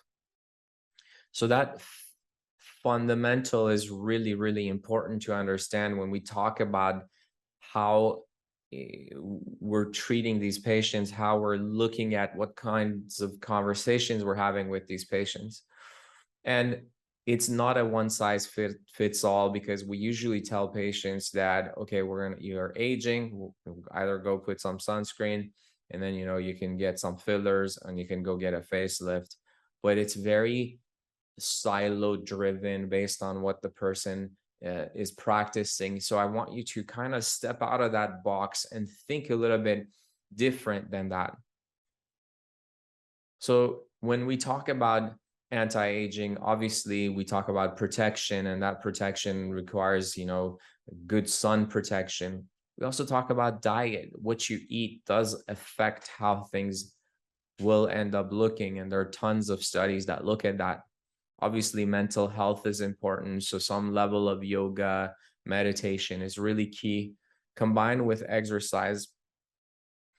20 minutes of walking makes a huge, huge difference in terms of how patients age and feel. Now, finally, and this is the part that you will play a role, is that can we use combination treatments to stimulate healing? So if you look at aging as a chronic disease with deterioration of the ability to heal itself, can we use combination treatments to stimulate the healing process? And that's how I want you to think about it. So very important. The goal of modern anti-aging is to stimulate your body to heal itself. And if you think about it this way, then your conversation with your patients will change. It won't be that, and this is actually a typical conversation that patients will come in and will ask you that, okay, well, I'm going to, how many Morpheus treatments do I need? Or how many, you know, Botox treatment, how many like fillers do I need? But if you talk about it as, you know, aging is a continuous process, just like exercise, skincare, and healthy eating, it requires maintenance, then it becomes a different conversation. And you should use language where it says, we want to come up with a combination treatment to stimulate your body to heal itself. So that's really, really important when we talk about that. So the rest of the videos that I'm going to share with you, we're going to share with you lots of things. I'm going to share with you, and by the way, we have included every pre-post instruction, every, you know, the way I do these things, why I think Morpheus as alone is not really the answer, and why fillers alone are not the answer, but it's that process of thinking is important. I will share with you how we use Morpheus as a grounding level to combine it with things such as PRP, microneedling, such as CO2 laser resurfacing in a procedure we call the duplex, such as nanostem, which is combination of Morpheus with your own mesenchymal stem cells, which by the way, I think is the future of how things will be. We will share with you little pearls about how do you prevent complications, what are the key things with patient selections. But I also want you to understand this is not the be all, like the end of everything. It's just the beginning of it. It's really important to understand that why I'm thinking the way I'm thinking. It's because I really want to get you to see what are different possibilities that when you combine things, the results are so much better, so much more natural, and it becomes a much overall and much better treatment. So let's get into some of these videos that we have in terms of combination treatments.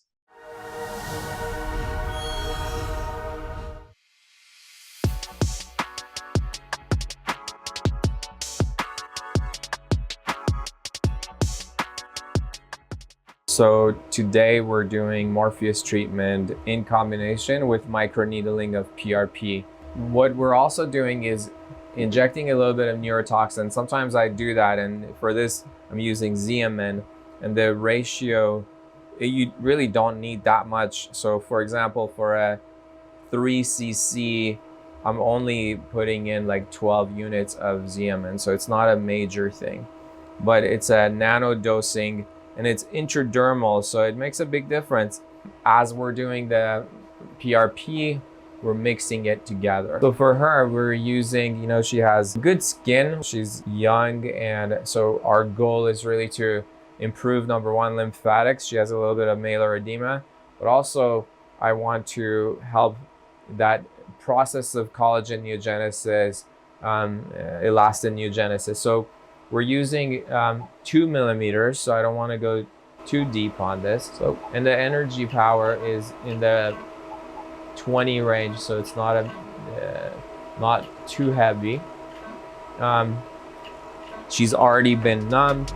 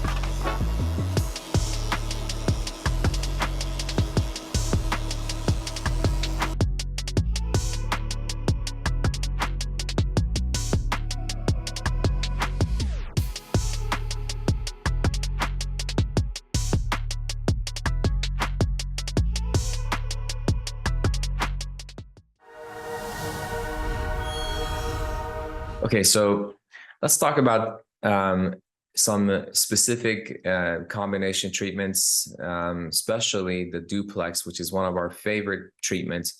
It's a combination of Morpheus RF and fractionated CO2 laser resurfacing, and thus the name duplex. Now, you think about it this way, is that 1 + 1 doesn't equal 2, but 1 + 1 = 10, because the results are really incredible if you have proper patient selection. So this combination treatment is really, really key for the right patient. And let's talk about that. So you already know about the Morpheus, the settings we talked about, but about CO2. Now, in our practice, we have a Deca system, which is an Italian brand.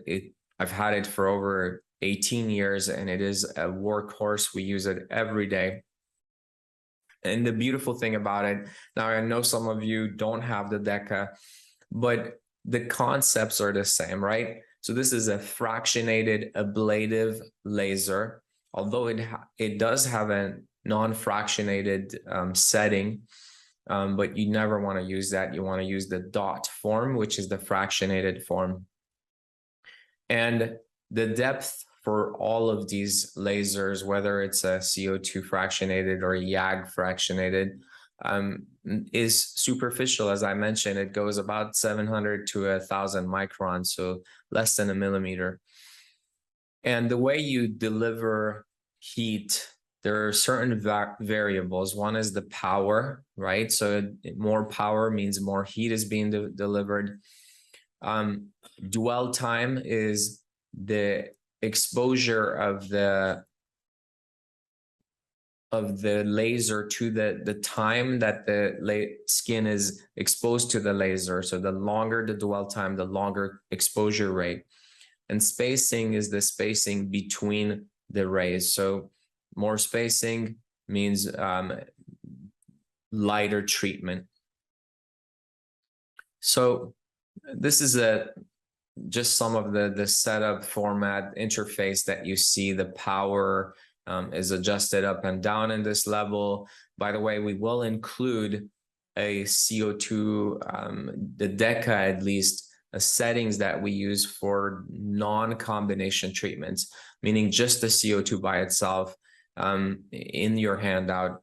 However, I'm going to go over some of the settings when we use as a combination with Morpheus. So the power is adjusted here. The dot mode is on. Spacing is the spacing, as I mentioned, between them. The laser beams, and the scanning dwell time is how much time that the laser is exposed in the system. So these are all variables that you have when you're using this. Now, what is really important, and I just want to, I've talked about this before, but I want to say it again, is that you want to use low energy settings, especially if you're just starting, right? The goal here is not to burn your patient. And I will say this again, is that you're not going to replace a facelift. You're not going to replace a facelift by burning somebody. The goal here is to stimulate that healing process we talked about. So key concept to understand. Now, patient selection is important when it comes to CO2. As you all know, Morpheus, you can use it for all skin types. However, with the CO2, we can only use the type 1 to 3. Sometimes type 4 on a very low setting, but in those situations, I do pre-treat the patient. And we'll talk a little bit about the pre-treatment in a second, but I want to go over again what patients you shouldn't be treating. So skin type 5 and above, for sure, you should not use any sort of CO2 ablative lasers. Now, if they have active acne, you can't use it. However, if someone has active acne, you can use Morpheus on them. In fact, that will burn down the acne, and it kills the bacteria. So it's something that you can use. But if you're doing CO2, you cannot use this. If someone has open wounds or it is infected, you shouldn't. If someone's on Accutane for 6 months and longer, you don't want to treat them. You want to wait Melasma obviously is a contraindication. And typically during the exam, I always ask the patient, have you had any lasers and what kind of reactions you had? And if they tell me that they didn't have good reactions, it's really important to notice that and not do any CO2 on them or any other of tons of other lasers that we have. We don't use them. Look for adnexal damage from autoimmune disorder. If they have burns, if they have had cancer, had some irradiation in that area, because they can't reepithelialize when you do the CO2. And, you know, patient selection is really key, and be conservative. Don't be a cowboy on these scenarios because you don't want to have issues. As far as anesthesia, again, we use our standard lidocaine to, 23%, tetracaine 7%, as I mentioned before. Sometimes patients do need some pain medicine. Sometimes they are a little anxious with the CO2 because it is more painful than Morpheus. So Xanax or some narcotics in combination with some Pronox can help. If you have a Zimmer cooler, then you can use that at the same time. Again, if I'm doing fat transfer, I am going to do a regional block, which I will show you. And patients will definitely need a ride for this procedure. It's different than the Morpheus where they can just get in the car and drive. Now, we want a very well-known complication of this is PIH, and we want to prevent that. And typically in our practice, I will share with you 2 pearls that are magic in preventing this. We pretty much have eliminated chances of PIH by doing these. One is that I pre-treat patients with hydroquinone 4% cream at night, and with some retin-A. So that's a combination treatment. Usually we start it about 4 to 5 weeks prior and have them stop this treatment about 4 or 5 days prior to their treatment. Now, also one thing to remember is that sun exposure is key. So you got to make sure that before they do this, they have good sun protection.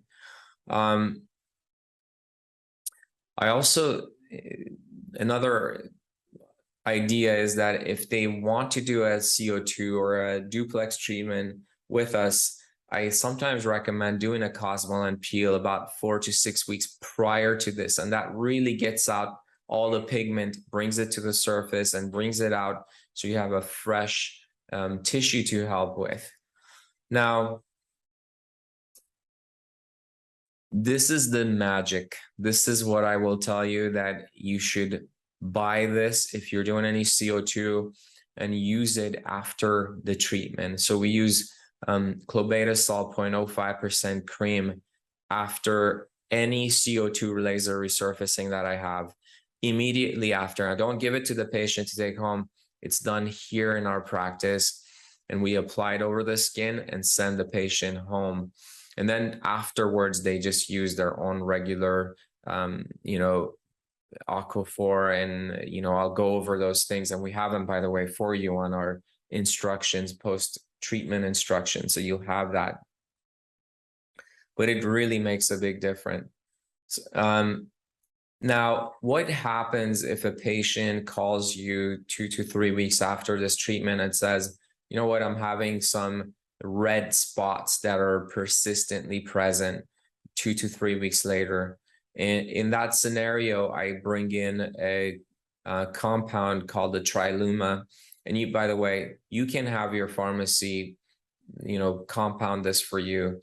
And I tell them you have to have good sun protection, and they use this for about 4 to 6 weeks as needed at night only with good sun protection. And if that doesn't work, usually a Cosmo and peel does the trick. So these are things that you have to have if you're doing these kind of treatments. You have to understand them, why we use them, how you prevent these issues from happening. So at this point, I'd like to show you a video on some pre-treatment instructions for our patients.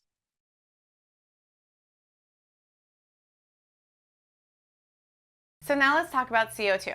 CO2 is a great standalone treatment, but it also pairs beautifully with Morpheus to create our famous duplex. There are a little bit more detailed instructions of getting ready and taking care of your post-laser skin, so we'll go through those now. Prior to your CO2, it's really important to understand what the downtime is looking like, what the medication list is, and generally just what's involved in treatment. There are so many options when it comes to using CO2. If you're treating just the eyes, the treatment's a little bit different than when you're treating full face or face, neck, and chest. So the extent of the treatment is going to play a huge role in how you prepare and how you take care of it afterwards. Some of the key things to know about preparing for CO2 laser is that this is an ablative laser. You want to make sure that your provider has determined that you are the right skin type, that you have the right amount of downtime, and that you really understand how to take care of your skin after and what the medication requirements are before treatment. With CO2, the gold standard is to start off with a list of medications to prevent any kind of fungal infection, bacterial infection, and generally just protect the skin and eliminate risk. So you'll go through all of these medications with your provider, and it's important that you have these things ready to go on hand so that you can start taking them right after your procedure. Prior to CO2, just like with any laser, you want to make sure that you are eliminating the use of active ingredients in your skincare and that you're avoiding sun exposure. Treating with laser over sun exposed or damaged, irritated skin is not going to be fun. So avoiding these things is going to create an easier treatment and a better outcome in the end. When you arrive at the office for CO2, we're going to bring you back, start with some photos, again, both in standard photography and with our high-def Visia photos, and then we'll start your numbing process. Numbing ranges anywhere from 20 minutes to an hour. We want to make sure that you're as comfortable as possible. That numbing cream does take a good 45 minutes to truly kick in, and then you'll be starting your procedure. At that point, when you're brought into the procedure room, depending on what area we're treating, we'll start to prepare you for each of those unique qualities. So with eyes, we're going to start to prep for eye shields. And if we're doing full face, we'll prepare the eye shields and then just walk you through the whole process, as it's going to be a little bit longer of a treatment.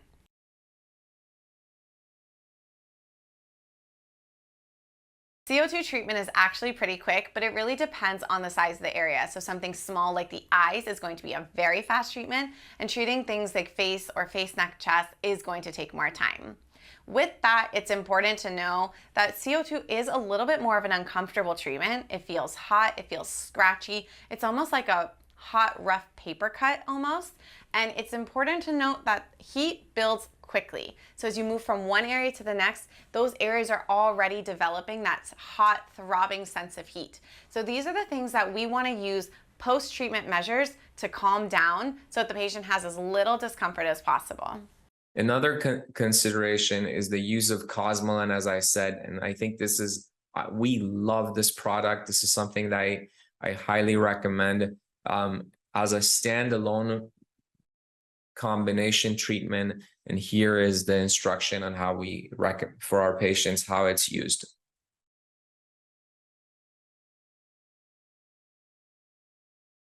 Cosmoline is a great tool for treating hyperpigmentation in a variety of patient skin types. There's a very high number of active ingredients in this peel, which makes it incredibly effective, but it also makes it something you have to be very mindful of who you are using this on. Patients who are currently pregnant or breastfeeding are not candidates for this peel. The peel itself is a 2-week process. There is a period of wearing the Cosmoline peel itself on the skin for several hours that's determined by the provider, and then you have 2 weeks of consistent use of the Cosmoline 2 cream morning and night, which creates a constant state of irritation and flaking on the skin, which gives you layer by layer exfoliation and brightening of the skin. This continuous exfoliation is great for overall complexion. It's incredibly effective, but you also have a lot of irritation that comes along with it. So it's important to make sure that you are using the right skincare to heal this peel, but that you're looking forward to great results at the end.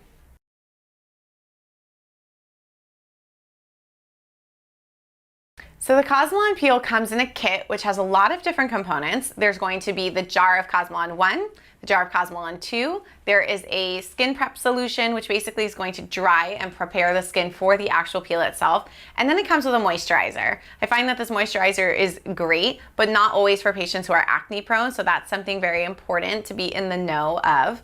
And as far as Cosmelan 1, what makes it so incredibly effective is a very high dose primarily of hydroquinone and retinol. So that's where you get the brightening and that continuous exfoliation.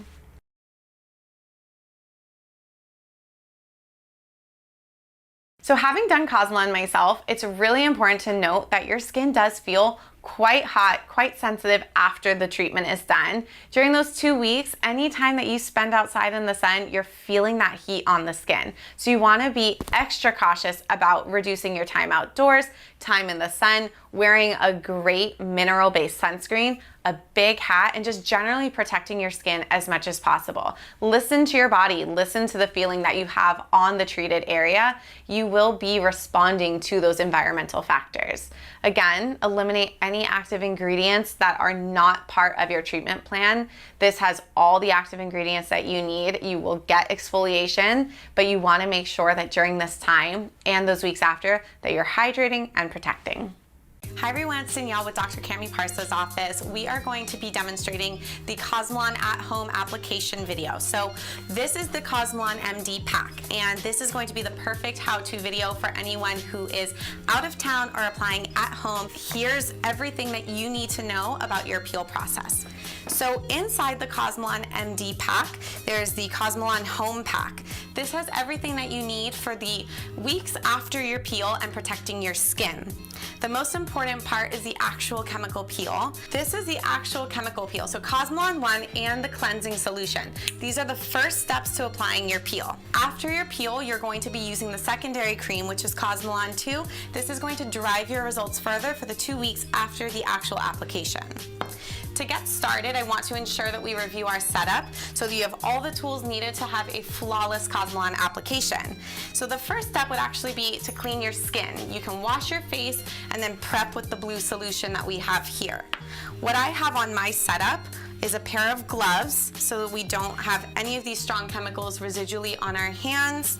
You're going to have a tongue depressor, one long Q-tip. Ideally, we'll have here a headband to keep our hair out of the chemical peel, some spare gauze for cleaning up any stray peel, and the actual components of the chemical peel itself. So first we're going to be applying our chemical peel. So we're going to use our gloves here. And if you are at home and your hair is kind of all over the place, you just want to hold it back, then you'll go ahead and use the headband. Mine is actually nice and pulled back, so I'm not going to use this. The first step is going to be cleansing our skin with the skin prep solution. To apply, you're going to take the gauze, fold it in half, and then fold it one more time. From here, you have a nice small and controlled gauze. You can saturate it, and then you're ready to go. You want to make sure that it is not too drippy, that it's going to drip into your eyes. When we cleanse the skin, we're going to actually start on the cheek. You don't want to start up top because you don't want to have anything dripping down. So I'm going to be cleaning the skin in one direction, and you can close your eyes during this. The vapors from the cleanser will burn a little bit. This has a lot of alcohol in it, so you're going to see that I go through two different directions here. This step is really important. You want to make sure that you are removing all of the oils from your skin. The oils create a barrier, so the fewer oils that are on your skin, the drier that it is. And I'm just feeling my way through here. The drier your skin is, the more effective your chemical peel will be. So you want to make sure that you're getting to the crevices of your nose, down the bridge, over your lip, of course, across the jawline. So a few tips for when you're prepping your skin. The solution is strong, so you can close your eyes to avoid some of the burning from the vapors.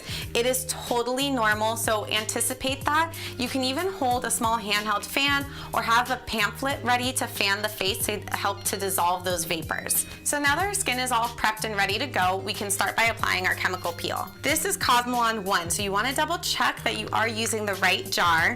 I already started to remove the safety seal, so we take that out. This is what it's going to look like. We have a nice light brown, creamy texture. It's going to change a little bit when you apply this to the skin. It is normal and totally okay. So I am going to start by scooping up quite a bit onto my tongue depressor and start to apply. The most important things to note is that Cosmelan should be applied to the full face. You don't want to leave any areas missed. We'll start from the hairline and work our way down. The places that you don't want to apply Cosmelan is past the brow, so we'll avoid covering the brow. We don't want to put it any higher than the bony rim of the orbit. So where you feel the ridge here, you don't want to advance the peel any higher. You want to ensure that you come out to the hairline on all areas underneath the jawline and over the lip, nose, and nostrils. So I always start by applying on the cheeks. Starting on the cheeks gives you a good idea of how the peel feels during application. As you can see, I am going for a nice thick layer, and I want to be pretty consistent throughout the whole face, and I'm being very consistent with my application. So I'm carrying down the chemical peel throughout my lower face, underneath my jaw, which is so important. We don't want to have any areas of strong demarcation from where we've treated and not treated. And this part's pretty quick. You just apply all throughout nice and evenly. Same thing, you want to get close to the lips, but not touching the pink.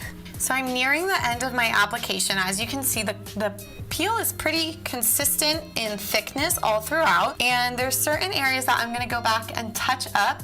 It is safe to get into the crevices of the nose here with this type of peel. It does not sting, so you shouldn't be expecting any kind of burning sensation immediately upon application. This is also where our Q-tip is going to come into play. Like I said, you wanna get really nice and close to your hairline. Make sure that everything is really even. And you can see that I'm getting close above the brows, but not covering the brow with the actual peel. And this is a good time to switch over to the Q-tip for application to be a little bit more precise or to clean up some areas. So I'm just gonna swap over here to my Q-tip and make sure that my application is really smooth and even. You can get all of these areas. You want to make sure that you target all your areas of concern. For me, it's the upper lip, and so as long as I'm not on these sensitive areas, it's perfectly fine. Because this is going to be on the skin for so many hours, you want to make sure that you're applying at the right time in your schedule that day. All right, guys, so what you see here is that my peel is complete. It is very even in its application. It is all the way from my hairline to my brows, avoiding the upper lids, down the nose, the nasal ala, and my jawline. So there are no missed areas. The very sensitive skin is avoided. I also have a tendency to smoothen the ridge of application around the eyes and feather out the application on the neck. Those are some of my little tips and tricks. Now, what can you expect after the application? Remember that you want to set a timer for the amount of time that your provider determined is specific for you. So once your timer is set, the things that you would expect after treatment, your skin is really not going to tingle. There might be a very mild sensation, but it's not going to be strong. You'll start to notice any changes into your skin upon removing the mask, which you will do with lukewarm water and just very gentle circles, massaging the mask off and then wiping gently with a clean towel. At that point, you may notice that your skin is a little bit red. It might be a little bit swollen. You may feel a little bit of a stinging sensation. That's all normal. Then you're going to start following the skincare instructions that your provider gave you, what to apply, when, and so forth. Another tip, since sometimes once we've put a chemical peel on our face, we realize when we get itchy, keep your little Q-tip. If you do have an itch, like I do right now, you're gonna use the back side and just poke the area. The reason I say to do it this way is because if you were to wipe it or smear it with your fingers, it's not going to go back the way it was at first application. So make sure you use the little point and just dab as needed. So this is the final version of our Cosmelan application. I do hope that you found this helpful. If you have any questions at all, please let me know. You can comment them below. My name is Danielle Stark, physician assistant. Thanks for watching. These are the items that are coming in your Cosmelan home pack. So this is the secondary cream. It's a larger jar than Cosmelan 1, and this is going to be something that you apply onto your skin in a very thin layer, either morning and night, only at night or every other night, depending on what your provider specified for you. In the pack, you also are going to be getting the Melanin Recovery, which is a moisturizer, and the Pigment Control Mesoprotect sunscreen. This is a slightly tinted sunscreen that looks great on the skin and a very good hydrator. These are going to be products that are very important for calming your skin and protecting it. Remember that during this entire peel process, you want to avoid sun exposure for a solid 2 weeks, and at that point be very cautious as you start to incorporate small amounts of sun exposure with sun protection. Now, let's talk about the duplex energy settings. Again, one thing you have to realize, the energy has to be low. You don't need to go crazy with these settings because we don't want to burn the patient because you're using a combination treatment. One other thing to realize is that your neck and chest is very, very sensitive, and so is around the eyes, by the way. So you have to have much lower settings for that. Generally speaking, with Morpheus8, I perform the Morpheus8 at a power of about 10 to 18 and depth of 2 to 3 millimeters. It's lower on the upper face, as I mentioned before, and you can double stack it when you're using that. And if I'm combining it with the CO2, that it's a low setting of 7 to 9 power. And obviously you have to make sure you're on the fractionated mode, and the spacing is typically between 4 to 500, so 400 microns plus, and the dwell time of 4 to 500. So I'm going to share with you a patient who actually presented with FARI, and you'll see the entire treatment of how I go about this. So here's the video.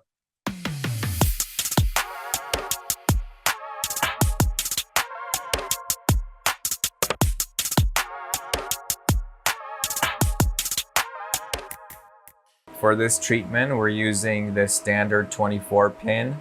I'm going to 2 millimeters at 20 energy, and I will then go to 3 millimeters and reduce the energy. I'm pulling on this to stretch the tissue, and then press this, gently pressing on it.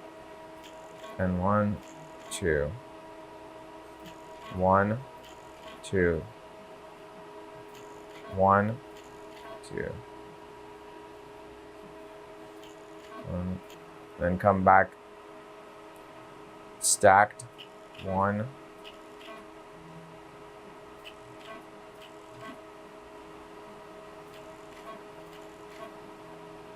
Similarly here.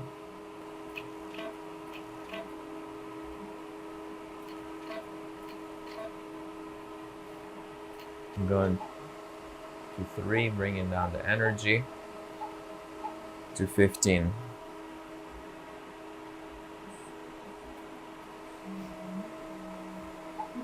Total shots altogether about 50, so 25 on each side.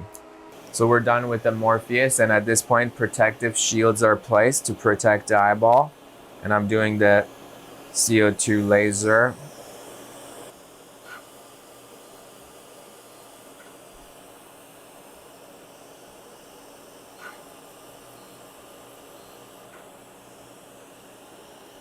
So as you see, there's immediate tightening of the tissue. So when you're doing the laser, you want to make sure the skin is dry, because that will interfere with absorption of the rays.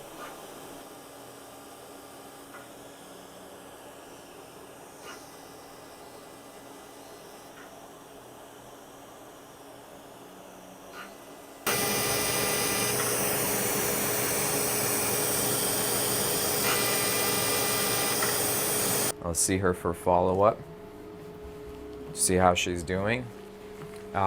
Sometimes we give antibiotics if I'm doing a full face. If I'm doing a full face duplex or CO2 laser, antibiotics and antifungals. In this situation, because it's so localized to this area, we're fine, we don't need to. I'll be watching her, obviously, for any kind of signs of issues. So this is another example of a patient Let's watch this, who came to us with swelling around the malar region from previous fillers. Hi everybody, so we have this beautiful patient who had Juvederm, a couple of other fillers injected like 3-4 years ago, and she developed this malar edema. So what we're doing is the duplex procedure. Before we do any surgery, we're going to do the combination treatment, which is Morpheus and CO2. You'll see how that's done. You'll see the goal is to tighten this space, so eventually we can do any surgery. And a lot of times just tightening this space with this combo helps, so it's a combo treatment. It'll also address some of the texture and tone of the skin.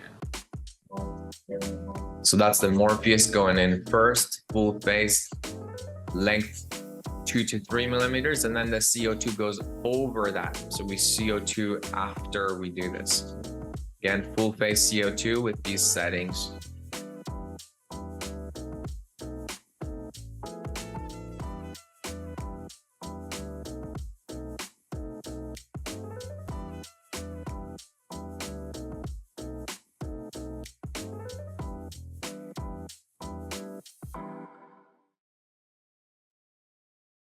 Okay, actually, this is a patient of ours who's an urgent care doctor who had fillers injected to the face, and she documented the entire journey of post-op. So if you ever want to see how the healing is, she documented everything in video, blogged the whole thing. So we were really lucky to kind of have her share that. And she just goes from day 1 to day 2, how these patients look, what's involved in terms of, you know, heat, in terms of, you know, exfoliation that happens afterwards 6 days later. As you see, the downtime is not that bad. So she actually documented, you know, usually like even up to several months after 6 months post-procedure treatment. So that's great. So let's go back to this patient, which I think is really interesting. And this is our Fari patient. I wanted to hold her treatment, talking about her, because I wanted to show you what the duplex treatment does. So again, multiple fillers injected. The way we treated her, we injected 50 units of Hylenex, times 2, and they were separated 2 weeks apart.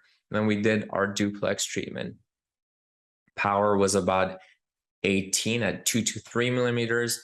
And then the CO2 laser resurfacing power was about 6 to 9. So not that much of a power with, you know, high spacing and, dwell time. So this is her after this treatment. I actually have a live video conversation with her. If you're interested in seeing that, that's on our website and our IG. Well, she talks about all of this. This looks like a surgical result. It is incredible. I can tell you that if I was just to dissolve this, it wouldn't be like this. So the results are incredible, and it's a powerful tool, the duplex treatment. So post-treatment, we encourage patients to wear good sun protection. I put some links here that you can use from Amazon and buy something like this. Make sure that they're both, proper UV protection. I had a patient who went and bought some cheap, off of some website in, I think, Alibaba or something, but it didn't have any SPF protection. So that's really, really, really key, is to make sure that they don't get a false impression that they're being protected while they're not being protected. So here's a video instruction on post CO2 for our patients we have.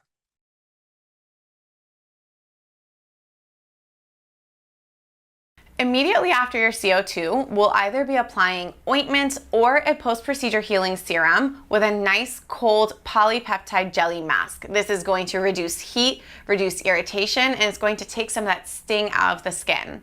That stinging sensation, in my experience, will last anywhere from 30 30 to 90 minutes, depending on the size of the treatment area and also maybe on the actual setting of the treatment. It really also varies patient to patient, so it's good to give a guideline for that. Patients can use a fan to cool their skin down. They can do cool compresses, but you want to make sure that no ice is going directly on the skin itself. After your treatment, the healing skincare that you use for that next week is incredibly important, but that healing process also extends into the next 4 and 6 weeks, depending on how your skin handles the laser itself. So you're going to be looking to use healing serums in that immediate post-procedure, elimination of any active ingredients, avoidance of high heat, high exercise, things that promote swelling, redness, irritation. And then in those weeks after the immediate healing is complete, you're really looking at continued hydration, sun protection, and treatments or products that are going to reduce redness in the skin. Okay, so let's talk about my favorite procedure called the nanostem. And nanostem is a combination treatment of Morpheus with radio frequency plus or minus CO2 laser resurfacing. And then on top of it, we do nanofat injection. And, let's get into this and see what it is. So again, the analogy is 1 + 1 + 1 doesn't equal 3, but rather equals 30 because the power is just incredible. So if you're not already using nanofat in your practice for different reasons, you should learn it. And this is really the magic of it. So let me break this down a little bit. First, concepts. What is the difference between macrofat versus microfat versus nanofat? So macrofat is when fat is grafted with a large 3 millimeter cannula. And typically, if somebody's doing body sculpting, they're using large cannulas, and the fat that comes out is in large granular format. And the problem with macrofat, if it's injected into the face, is that you're going to have lumps and bumps. In fact, if you read any review about fat transfer, that the patient complains of, granuloma formation, talks about lumps and bumps, it's because the surgeon used macrofat for volume augmentation. So that's really key to understand. Another thing about macrofat, the reason it's not great for facial revolumization is that because these fat, the fat that's harvested is more than 3 millimeter thick, there's this central necrosis that can happen, which leads to granuloma formation, because you really need less than 2 millimeters. The blood perfusion, if it's more than 2 millimeters surrounding it, then you're going to have that central fat necrosis, which is not a good thing. Now, what is microfat? Microfat is when we use a 2 millimeter cannula and which has 1 millimeter holes in it. And it's beautiful because, first of all, these are microfat, and you can sculpt it much better, and it eliminates pretty much the possibility of any lumps and bumps that you see. I've been doing fat transfer for 18 years, and this is before I started even incorporating nanofat into my practice.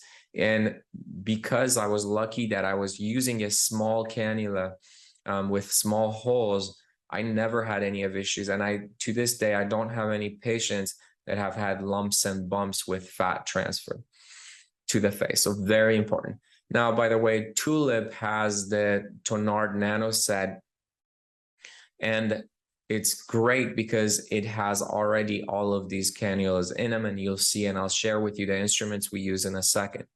Now, what is nanofat? Nanofat is when we get this microfat and go through a process of emulsification that leads to destruction of the fat cells, and what you're left with is mesenchymal stem cells. So you have concentrated mesenchymal stem cells that you are using to inject. So basically, we are liposuctioning fat for injection, and the first aspirate that comes out we call microfat. So I really like to actually use the fat as is, and basically I take it and we inject it, re-inject the cells. What's great about it is that it has, stem cells about 15%, and the fat cells, and which are great for volume augmentation. Now, if we take the fat, the microfat, and process it through a process of emulsification, we're left with the stem cells. That means we're getting rid of the fat cells, and what's left at the bottom is the stem cells, and that's called nanofat. So nanofat is great not for volume augmentation, but for skin texture, for collagen synthesis. So a lot of times you hear me say, okay, we're going to use nanofat in this procedure, and that's when I'm talking about the stem cells. And that's the difference between microfat and nanofat. By the way, the cannula, the device microneedling device you just saw is from, I'll talk about it, but that's how we inject it into that. Let's get a little bit about the science. I want to give you a little history. For those of you who know Patrick Tonard, he's a Belgian plastic surgeon, along with Alexis Verpael. They're pioneers in this field of nanofat grafting. They coined the term actually in 2013, and this is a paper that they wrote. So I've included this paper for you. And the first question they had was, what happens? They differentiated, macro, micro, and nanofat as I was describing it, but they wanted to dig in a little bit deeper. So as you see, one thing that's really unique about the microfat versus nanofat in this is that the nanofat is much, much lighter, and it's because it's just these fine particles that are formed after that process of emulsification. And these are just the standard cannulas that I was telling you. This is the Tonard cannula. He's modified it. He's made it even smaller. So this is in this first paper, it was 3 millimeters. Now he uses a 2.1 and 2.4, but the holes are 1 millimeter, which is really key. Now, so in this paper, they compared the presence of fat with, macrofat on the top, microfat here, and nanofat on the bottom. And as you see, there are no fat cells present in a nanofat. They're not lighting up. However, both microfat and macrofat have fat cells present. They also wanted to see what happens if through that emulsification, will the patient have the stem cells? And as you see, there is definitely in both three groups, the macrofat, microfat group, and the nanofat, there is significant amount of stem cells present. So that's key. So that proves that nanofat doesn't have fat cells, but has stem cells, which is really key, and it's magic. Nanofat has been used for sun-damaged skin, aging skin, scars. I'll show you a video for treatment of dark circles, even hair loss, and much more. And, the possibilities are endless because you can really use this as an augment to a lot of the things you're doing. And I've also included a paper that was published by Sophie Menkes. It's a beautiful review project. They wanted to prove that nanofat injection, and this is only nanofat injection, it improves collagen and elastinoogenesis. This is not in combination with anything else like the treatment I'm about to show you, but let's see. So the way they inject it is actually they have 4 ports and they use a 25 gauge cannula. Now you can do this by itself if you once you harvest your nanofat, and just as a standalone treatment. So there are four areas. You're addressing the midface, you're addressing the temple, you can go towards the mandible and even the perioral region. So that combination that's a subdermal injection using a 25 gauge. I recommend using a blunt cannula if you're doing this. In the video I'm showing you, I don't show that part, but just for you to understand. So they looked at a trichrome staining, and as you see post nanofat injection, there's significant amount of collagen neogenesis. There's also significant amount of elastin neogenesis. Also, H&E staining shows increase in fibroblast activity and vascular growth. So that shows that it's certainly making a big difference in those two components, which are important. So what is nanostem? Nanostem is a procedure that I combine, as I mentioned, Morpheus initially to the subdermal tissue at 15 to 25 power, typically, 1 to 2 to 3 millimeter, and deep, and the depth of 1 to 3 millimeter, I'm sorry. And then for the CO2, if the patient is a candidate, we then go ahead and do the CO2 laser resurfacing. So at this point, you have a duplex treatment. Now, on top of it, we can inject the nanofat, and injection of the nanofat, you can use either a 27 gauge needle or a, the ratio ARA that I have. So this is just a quick video on what's going on. So as you see, Morpheus was done. Then we went and did the CO2 on top of it. And I will show you actually an entire video on how we'd go about doing this on a patient. And then I'm using the MediInject device to inject the fat. And I will talk a little bit about that. The only problem with the MediInject device is that the needles are only 32 gauge. They're not 27, and that doesn't allow the fat to fully go in, although the company is making a better 27 gauge needle for us. So I'm really excited to see that. But if you're using this device, you got to make sure that you emulsify the fat, the nanofat, really, really well. That means multiple passes of more than 50 to 60 through that process. Now, this is a surgical kind of a procedure, although it's performed under local anesthesia. It's still a surgical procedure. They need to discontinue all their blood thinners. Patient does need to have a ride. Usually after the treatment, we put some elastin nectar kit treatment, and I will show you that. We also use antibiotics post-treatment. Typically a Z-Pak is enough. And most of these patients don't really have much pain, as typically Tylenol is sufficient, or if they need to have some sort of a narcotic like a narco, but pain is minimal. Believe it or not, the area where we harvest the fat is more tender and sore, so you have to explain that to them for a few weeks.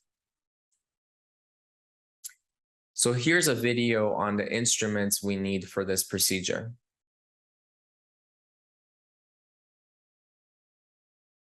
Hi everyone, so I'm going to talk to you today about the instruments needed for the microfat and nanofat injection.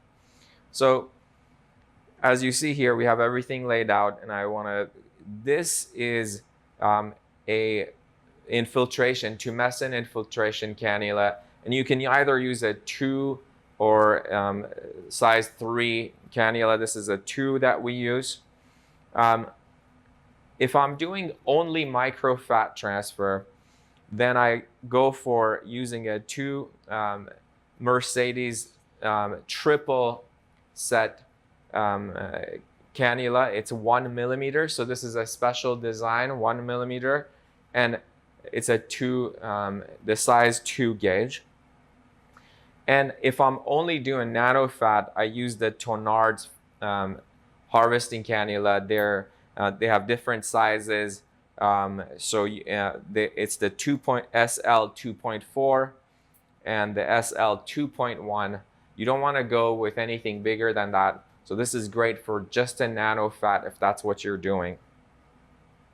I also use the 0.9 tulip cannula. So this is the SL 19.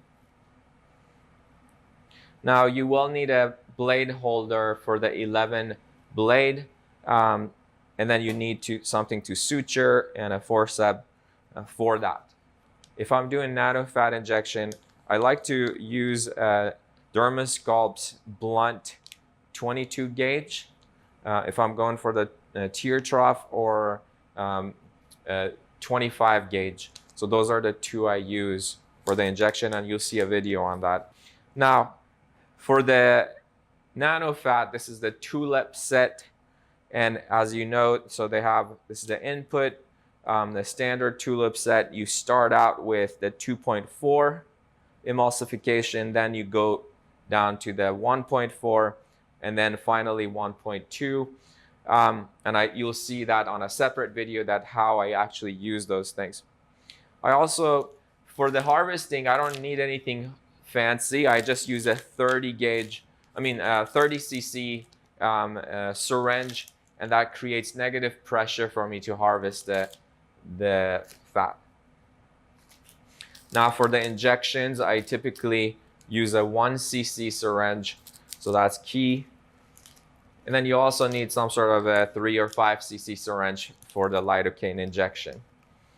And we do have a kidney basin to lay the telfa that we use. So this is the telfa. Again, I'll put information on how you get that. We lay that over, and then the fat goes over it, especially if I'm just doing microfat. So for the microneedling of the nanofat, we use the RR ratio. You know, the good thing about it is that it creates a negative pressure as it punctures the subdermal tissue, and that negative pressure sucks the nanofat and injects it into the subdermal space. So this is one of our favorites. Okay, so I'd like to show you a video on a full procedure on how we do this on this patient.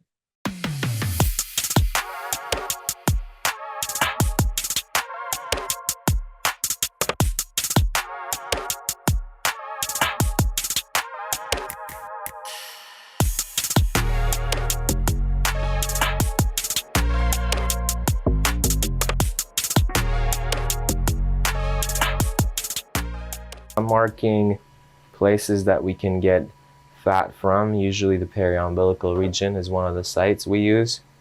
So I'm just marking this area. Now you want to make sure there aren't any, herniations or anything going on. We can also go from the flank region. So this area is somewhere we can use. I also mark the rib, the extent of the iliac crest here. This is a very safe area. There aren't any, anything to worry about, but you do want to make sure that there isn't any any hernias present when you're doing this.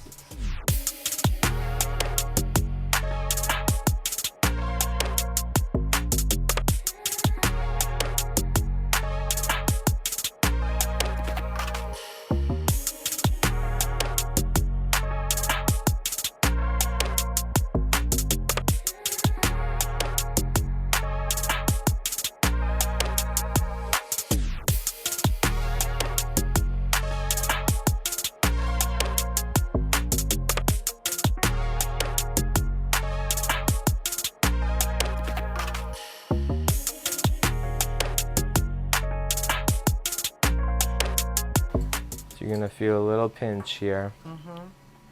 I don't like to put too much because that distorts the tissue. And we go from here, go towards the area, inject about a cc.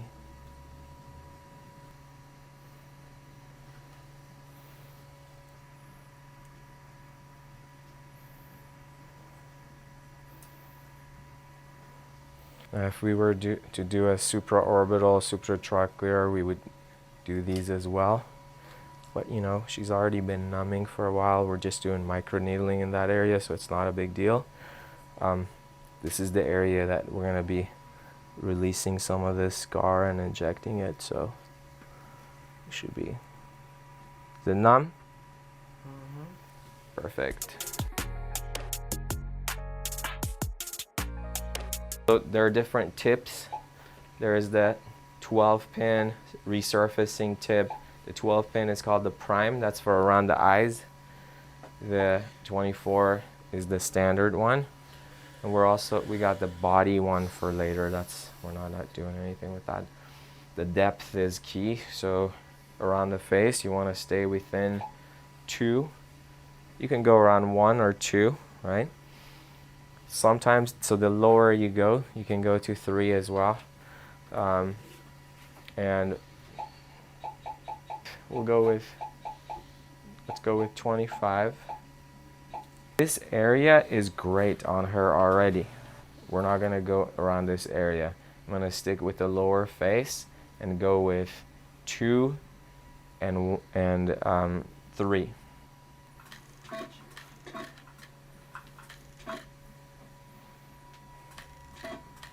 Just little pinches, that's all. So the idea is not to cook the face or burn the face, but really start an auto repair response is what I like to think of it. You're getting your body to start, you cause a superficial burn, which your body says, I'm gonna fix. And as a collateral of that fixing, and if you're putting stem cells on it, then you're taking it to the next level. Ah, cool. How's the pain? It's tolerable. It's more like pinching back there than my chin. I can't feel anything. Chin you can't feel. Bring your No. chin up for me. So let's see.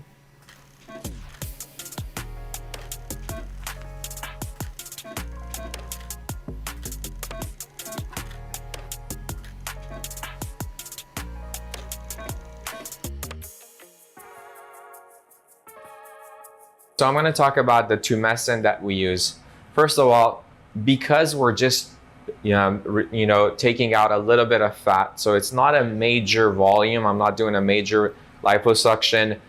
This is very focused liposuction. I don't need to have that much tumescent, and that makes it really safer in what we are doing. So for this purpose, typically you can either make your tumescent in a ratio of 1:3 or 1:4. So what do I mean by that? By that I mean your lidocaine to your normal saline, the ratio is either 1:3 or 1:4. Now, and I know some of my colleagues actually make it even 1:5, so that's also fine. But let's take that for as an example. So typically in our cases, I only need about 60 cc's of saline or sometimes double of the tumescent. So the way that works is, let's say 15, if I'm doing a 1:3, that's 15 cc of lidocaine 1% with 1 in 100,000 epi mixed with 45 cc of normal saline. Now this is bacteriostatic, it doesn't have to be bacteriostatic. Now, if the patient is awake, you can also add about 5 cc of 8.4% sodium bicarb. So that's all you really need. And I'll put some information on this on our documents that we'll share with you.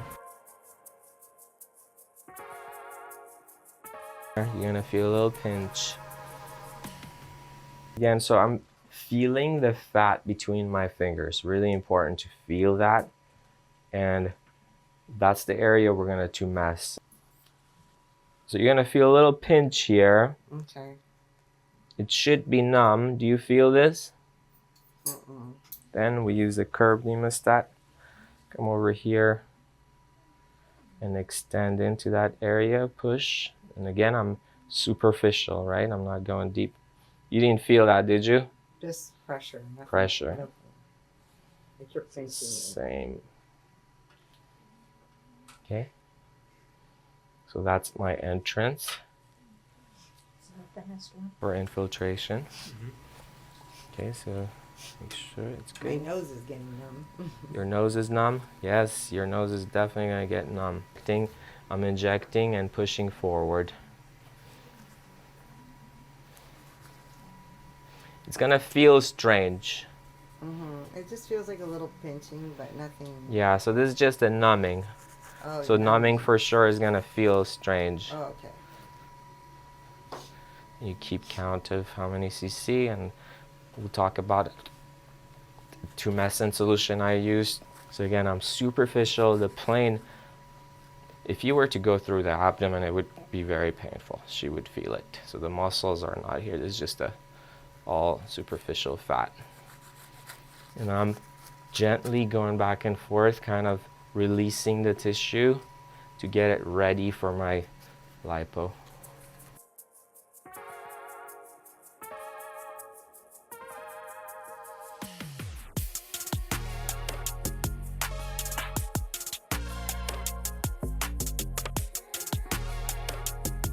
Everything should be nice and numb. So I'm releasing.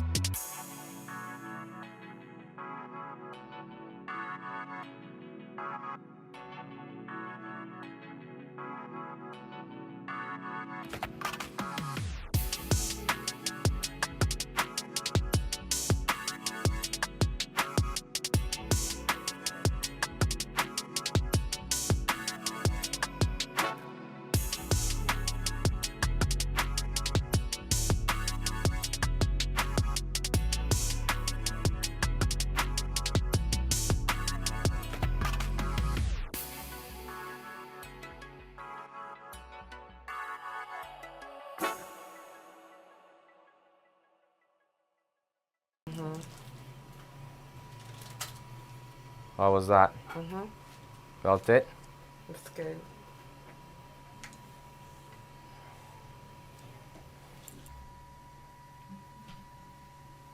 So I'm releasing this deep scar.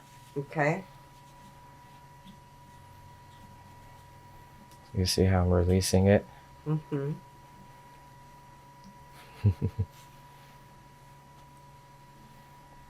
And then retrograde injecting the fat. Cool.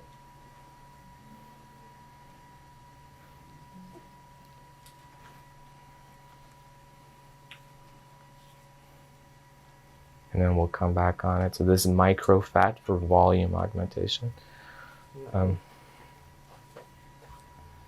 Nasolabials. Mm-hmm. You don't feel anything, right? Mm-mm. Nothing. Retrograde. I'm deep with fat. You don't want to be superficial.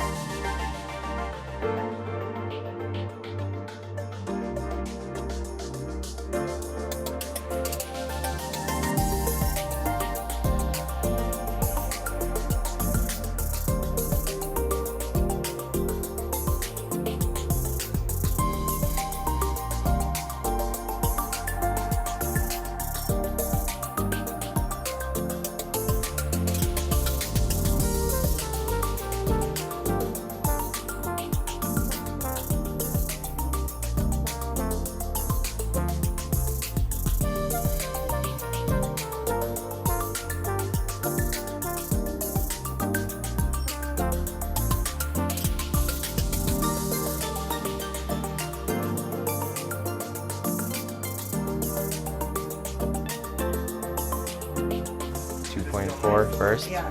30 times back and forth.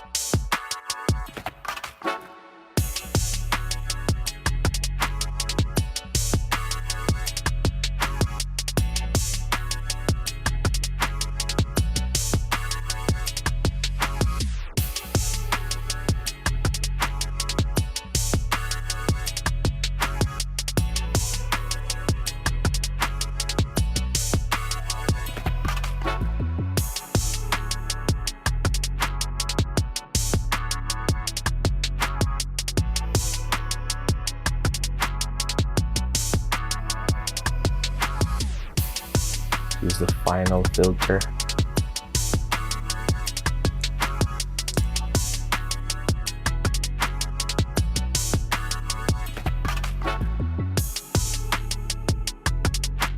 This is all filtered nanostem. And over here, superficially injecting so that. And you can do any superficial line. This is not for volume, this is just for stem cell.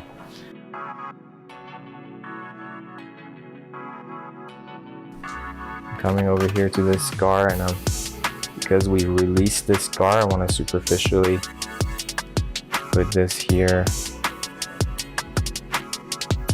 Again, it's superficial. We did subcision, we did Morpheus, we did subcision, we did microfat, and on top of it, nanofat. So that's the whole enchilada. Pretty much.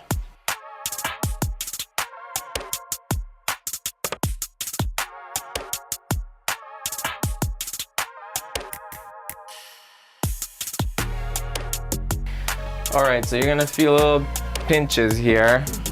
Okay.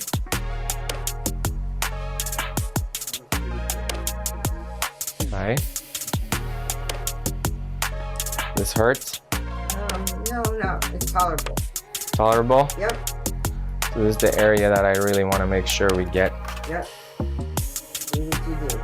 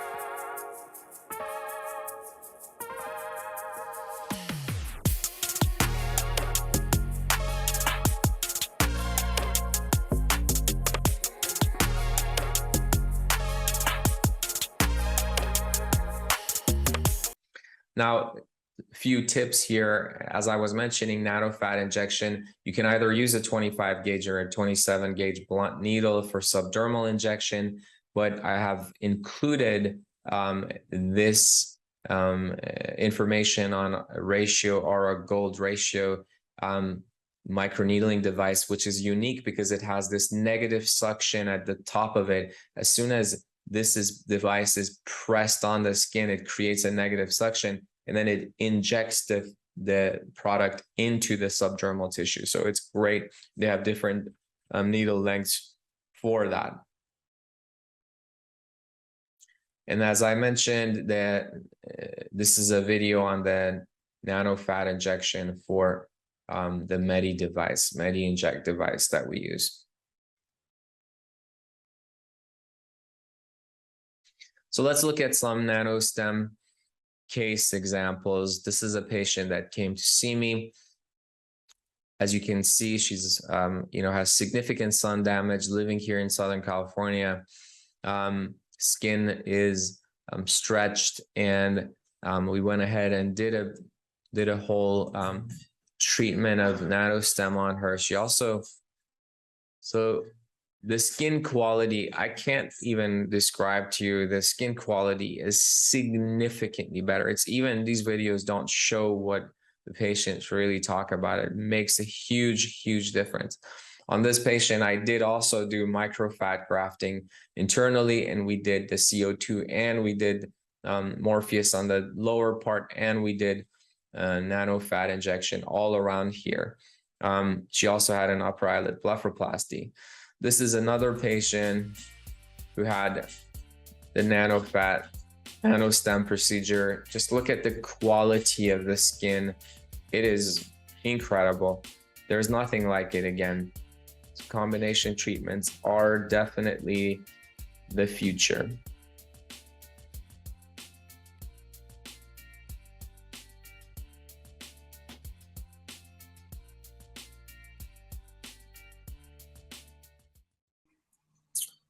It's the same patient, Visia analysis. You see overall there is significant improvement in complexion, fine lines, fine wrinkles.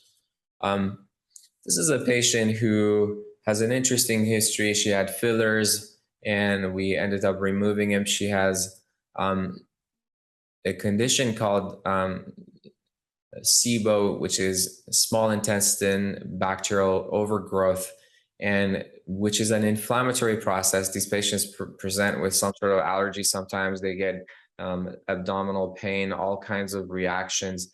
I was very hesitant on operating on her, but she had fat grafting prior to me seeing her, and the original surgeon had not removed the fillers.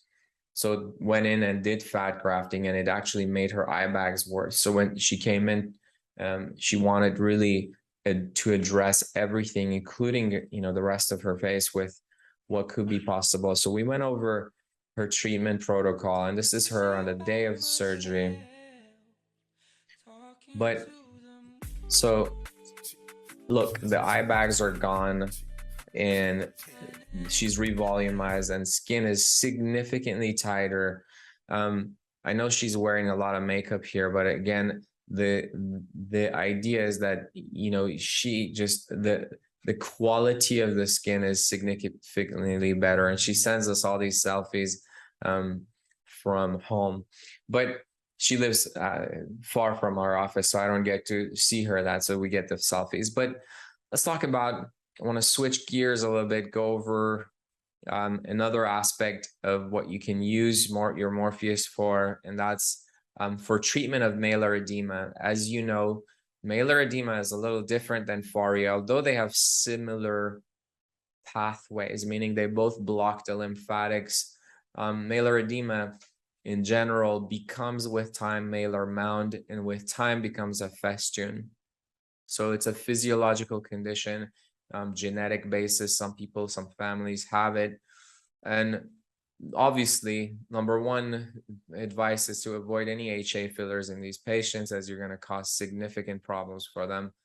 But more importantly, typically speaking, most of these patients either need surgery or some lifestyle modifications, but most of them really need surgery. That's what it ends up. And even with surgery, the results are not that great because it's such an involved process. So the sooner you treat them, the better it is.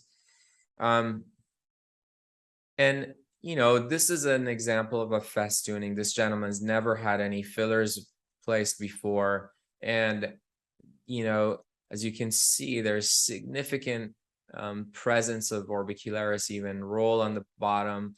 There's pooling, there's collection of fluid over the malar septum region, which I was talking about earlier, and it really gathers around, and this really proves the fact the elements I was telling you about with in Fari, where the malar septum as an impermeable membrane blocks the flow of lymphatics. And in addition, obviously, these valves here don't have, these lymphatic channels don't have any valves, so that's important. So for this patient, and typically when I see patients like this, I start them on initially on just about 3 to 4 sessions of Morpheus treatment, typically 1 month apart. And I tell them the goal here is not to resolve things, but to improve things.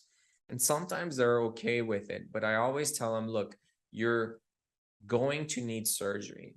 Now, this is different than when we talk about Fari, because Fari actually has this physical obstruction of these fillers which need to go, and the results are significantly better when you're doing those treatments with that combination treatment.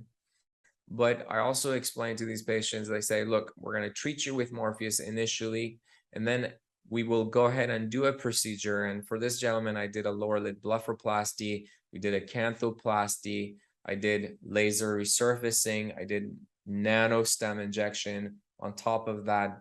And I can tell you that the results cannot be really achieved by anything but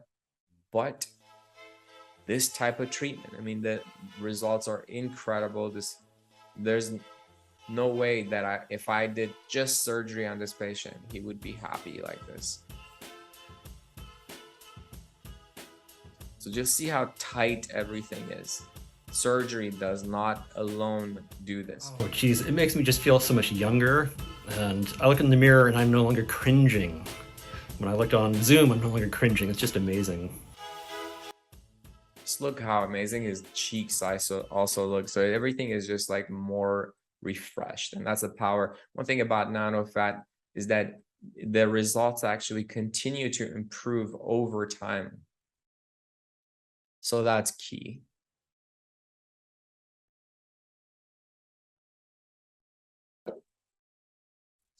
Okay, so I want to just quickly mention something about use of nanofat for dark circles. And this is something that, I've been incorporating slowly into my practice. It's something that a lot of the before afters you'll see again, we'll have a whole separate, when you're here to see me, by the way, all of you are invited to come and see me in person, but you'll see one of the things that we'll do. The nanofat is injected into either suborbicularis with a 22 gauge blunt. I'll show you in that video. And sometimes, which I don't show in this video, on one of these 2 videos, is I use it after I do the lower eyelid blepharoplasty, after I do the microfat injection, after I do the nanofat injection deeper and on the CO2 if needed. Then I go ahead and use a blunt 25 gauge cannula to inject subderm. So we're talking about superficially, this nanofat is being injected. And I think in the big picture, there are certain subcategories of patients who have dark circles, and there's nothing that does what this does, and it's magical. So that's something that you can utilize in your practice if you're doing lower eyelid blepharoplasty.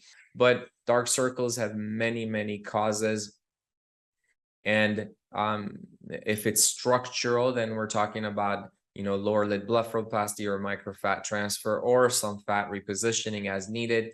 If it's a thin skin, then nanofat comes in and plays a role. Also, use of retinols, use of some light CO2 laser resurfacing, or even light chemical peels can help with that.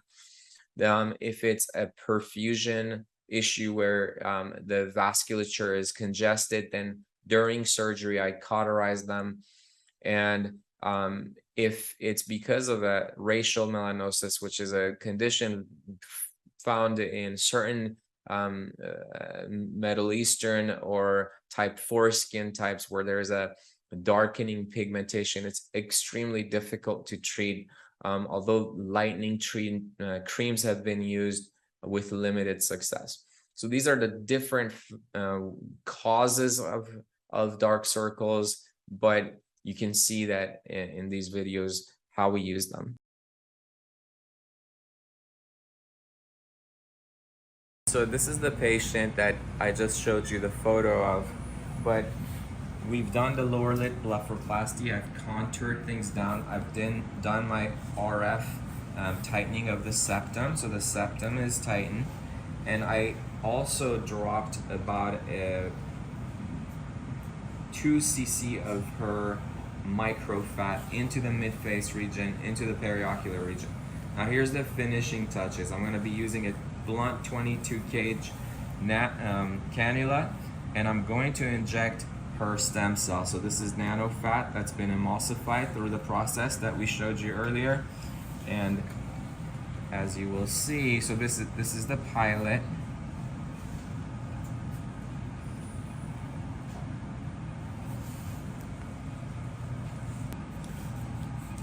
So again, I'm very superficial, but still underneath the orbic. Okay, so I'm gonna lay this down right here into the tear trough, and I inject as I draw back. So again, this is not a superficial injection. It's right underneath the orbic in this area, and that creates a nice little thing. Now, it's okay if you're superficial, because this is not fat, this is stem cells. So we've emulsified that. And that just creates a beautiful transition through the tear trough that you can't really get. Now I'm gonna come over here and reinforce some of that. I'm going deep now into the SOOF area, and I'm injecting some of this. Again, as you saw, this was very little. This wasn't a lot, so that it was only 0.8 cc on this side that we injected, but that fortifies the microfat with her own stem cells. Similarly, get into that suborbic space, injecting fat, the nano fat as I'm drawing. And you don't want to overdo any of this. You don't want to be too superficial, but if you get superficial, don't worry. It's because this is stem cells, and that's really the key. Reinforcement, beautiful. I'm going to inject the nano fat. So this is a patient who came in with dark circles. She had lots of fillers in the mid-face, Sculptra, a lot of scarring around this area. So I went internally, we did a transconj bleph. I released all the scarring, released the orbital ligament, contoured the fat, and I just finished injecting 1 cc, so not much, just 1 cc of fat around this area, just to give a little cushion. And then I'm going to, so that was micro fat. Now I'm going to inject some nano fat. And this is a 22 blunt gauge. So that was a pilot. And we come over here. Again, I'm very subdermal. I'm not going crazy with this. Small amount of fat is being, and it's really just to repair a lot of the scarring that she had from previous inflammation, previous Sculptra and everything that she had. So again, I'm not superficial, but we can be superficial with the nano fat because it's really meant to deliver mesenchymal stem cells into this region.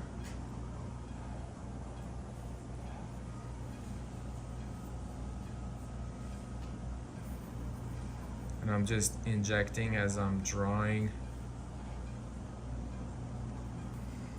So I'm just going through there was a lot of scar tissue inside this eyelid. So nano fat is great for patients who've had, a lot of trauma damage. It's been used for patients who've had problems with wound healing, burns, scarring, acne scars.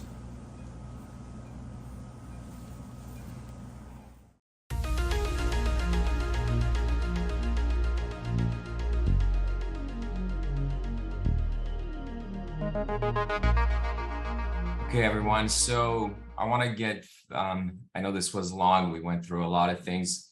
I want to go through a lot of the questions you guys have. So let's get going with it. There are a bunch of them. First question is, could lipofilling technique in the periorbital area block the lymphatics? Greetings from Barcelona. So the answer to that is no. It would only do that in situations when there are a lot of fillers, HA fillers. That's why the protocol requires removal of the fillers before you do this. The second question is, what is lipoderm? Lipoderm is a compound that increases the transdermal penetration of your active ingredient. So you see it used in a lot of the topical numbing agents. So, and if you're, by the way, if you're, the formula that I shared, you can just tell your compounding pharmacy, they already know about it. So that just comes with it. In which cases should you not treat periocular areas with CO2? Well, I mean, we went over all the situations where you shouldn't. Patients are not all CO2 candidates, so that's important. I wouldn't do anything on a type 4 and above, and we pre-treat them as we talked about. Is the post-laser clobetasol given 3 weeks after? Basically, the clobetasol, by the way, it's an ointment that you're using, so it's used immediately right after the treatment. So you don't prescribe it to them. In fact, you should not prescribe them any steroid while they're healing. It's just during that period that immediately after the treatment. So that's really the key. Now, when I see them for a follow-up, if I notice any sort of changes, redness or something, sometimes, again, in the clinic, I apply it for them. I never prescribe that. So next question. By the way, if I don't answer all your questions, please feel free to send us an email with, as I mentioned, we'll be seeing you. So when I see you in person, when you're coming to our practice, we'll go through some of that. This question is not about the presentation, but could you please tell me, what do you use after persistent erythema of the upper eyelid after blepharoplasty? Well, typically, this is our protocol. Upper bleph, patient goes home with erythromycin or Maxitrol for 1 week, twice a day. And then, you instruct them to stay away from the sun. And then these patients actually, we start them on a scar. It's just a silicone-based scar cream afterwards. So that's something after that they can use for a month or 6 to 8 weeks. If there is any sort of redness, then you can start some sort of a FML steroid cream if you need to. But the key with wound healing, as I showed you guys before, the human body is incredible at healing. We document 1 month, 2 months, 3 months, 4 months. And even from 4 months to 6 months, you see an incredible transformation. So the body just knows how to heal. So you don't need to interfere with it too much. Only if there is a chance of scar hypertrophy, or you've seen some sort of thing, then you need to interfere. I do sometimes zap them with a little CO2, and I explain it as like, this is after like 6 weeks or so of, if I see the incision needs a little help, so I do zap them with a little CO2, and that's not an issue. Sometimes we also have a 532 laser that you can do if there's any hyperpigmentation that's happening, and that helps with it. So I hope that answers your question. So we went over a lot of the So I don't hear a couple of things. One is, it says, what is the use of anesthesia in complex lower blepharoplasty under local anesthesia?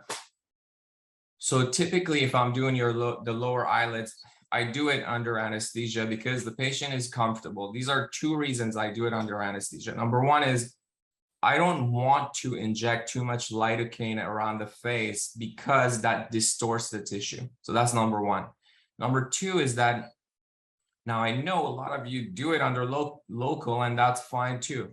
But number two is that a lot of times these patients, especially if I'm doing a complex, lower lid blepharoplasty where I'm doing a canthoplasty or canthopexy, it needs a skin flap or something like that. It's just the patient is not that comfortable. But our protocol is, if just for any lidocaine, it's lidocaine 2% with 1 in 100,000 epi. You can also mix a Marcaine with it, but that's really the answer to that. And then it says, after what time is it possible to retreat with CO2? So CO2 is something that, we do, and then maybe a year later or so. So I don't do it sooner than a year. It says, how do you further treat skin redness after CO2? As we talked about, so clobetasol is great. Sun protection is also really important.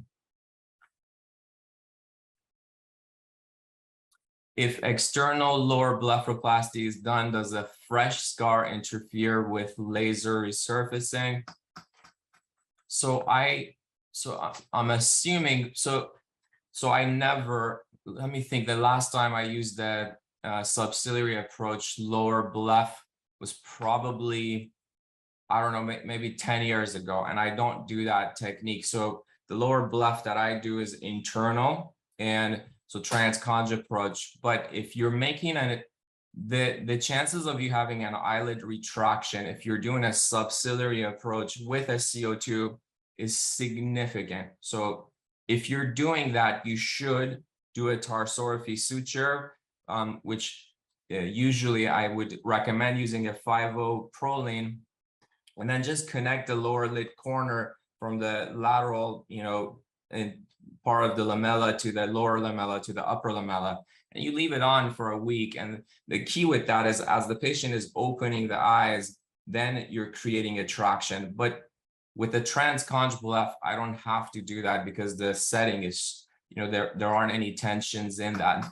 But we will have a course, a hands-on course on a lower lid blepharoplasty with the fat transfer. That will be, I want, it can't be a webinar because you got to come in and actually see that one. And you'll see what I'm doing when you visit us. So I'll explain all of that. During the duplex, you turned the Morpheus power down when you went from 2 to 3 millimeters. Excellent catch, by the way. I didn't talk about this, and let me explain that. This is a sandwich technique. And the reason is, so duplex means CO2 on the surface, 2 millimeters, 3 millimeters. And the 2 millimeters, I'm going a little bit stronger. So you saw me go from 20 to 15 when I went deeper. And because I'm creating a little bit central tightening that I want to pull things together, that's just, there is no, I've never been able to, we haven't done a scientific study on that, but it's something that I see it mentally that it makes sense for me, and that's why I do it. But I haven't done any research to see if that makes a difference. Are you familiar with LipoCube? I'm familiar with them, but I've never used them, so I can't really make any recommendations. We use the tulip system, which works beautifully for us, but I know there are a bunch of different companies that have fat harvesting techniques. But to be honest with you, I think you don't need to go really. I met with a rep that was trying to sell me a device that, just for the fat harvesting, the disposable is like $500. And I was thinking that, there is no need for that, because everything I showed you today doesn't really have, besides that little filter for the tulip, that's like $25. There aren't any major disposables that you need to use. So let's see. Do you inject direct nanofat to the tear trough? Yes, you saw the video how we do that. Do you do CO2 for upper eyelids? Yes, all the time if the patient is a skin candidate. Says for the microfat harvesting, which size cannula? I think I answered that. We use the 2 millimeter in our practice. It says that in males, sometimes that they get clumps of fat that come out. I've never seen that. I've been using the 2 millimeter cannula for the harvesting, and I've never seen any issues with it. So here's another question. It says, why don't you use Accutite? We do use Accutite once in a while. I've done it for malar edema, but you have to do it in conjunction with a canthoplasty and canthopexy. So that's another tool that you have. And we have actually a video on how to do it. I didn't present it in this setting because we were talking about just Morpheus and how you can use Morpheus, but it's something certainly that you can do. I think we have a YouTube video on that Accutite. So let's see, there's another question. It says, do you have in-between pics for the male patient with malar festoon? What was achieved by 3 Morpheus treatments and then surgery?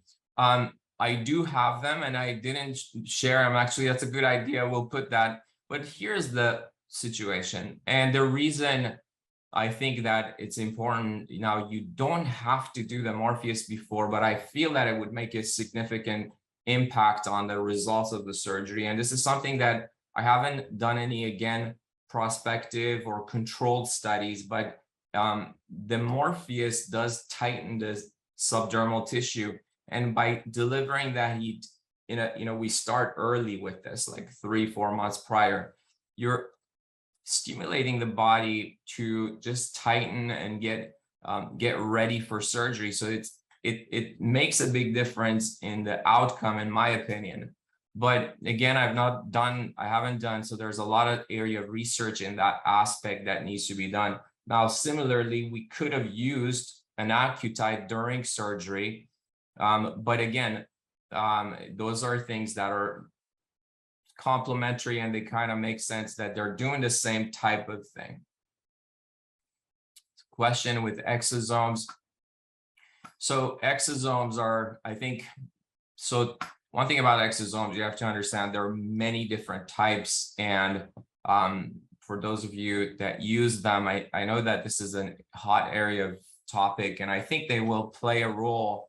But in our practice, because we just do the nano stem and nano fat, I feel that what really happens, don't forget that when we're doing the emulsification process, that apoptotic process also releases all these interleukins, all these exosomes that are part of that cell, those cells, and that really does make a difference. And I know some of my colleagues swear by exosomes. I personally have not brought it into our practice, but it's something that I would see playing a role. I just need to see some better, clinical evidence in terms of peer-reviewed journals on that aspect to start using it. Is there a difference if the fat is taken from abdomen? Great question. In our practice, we use the abdomen. These are the 3 areas: abdomen, the flank, and sometimes the hip, the inner thigh. I personally don't think there are any differences in them in terms of the quality of the fat. Have you used Morpheus in combo with Accutite? Yes, so Accutite in combination with Morpheus.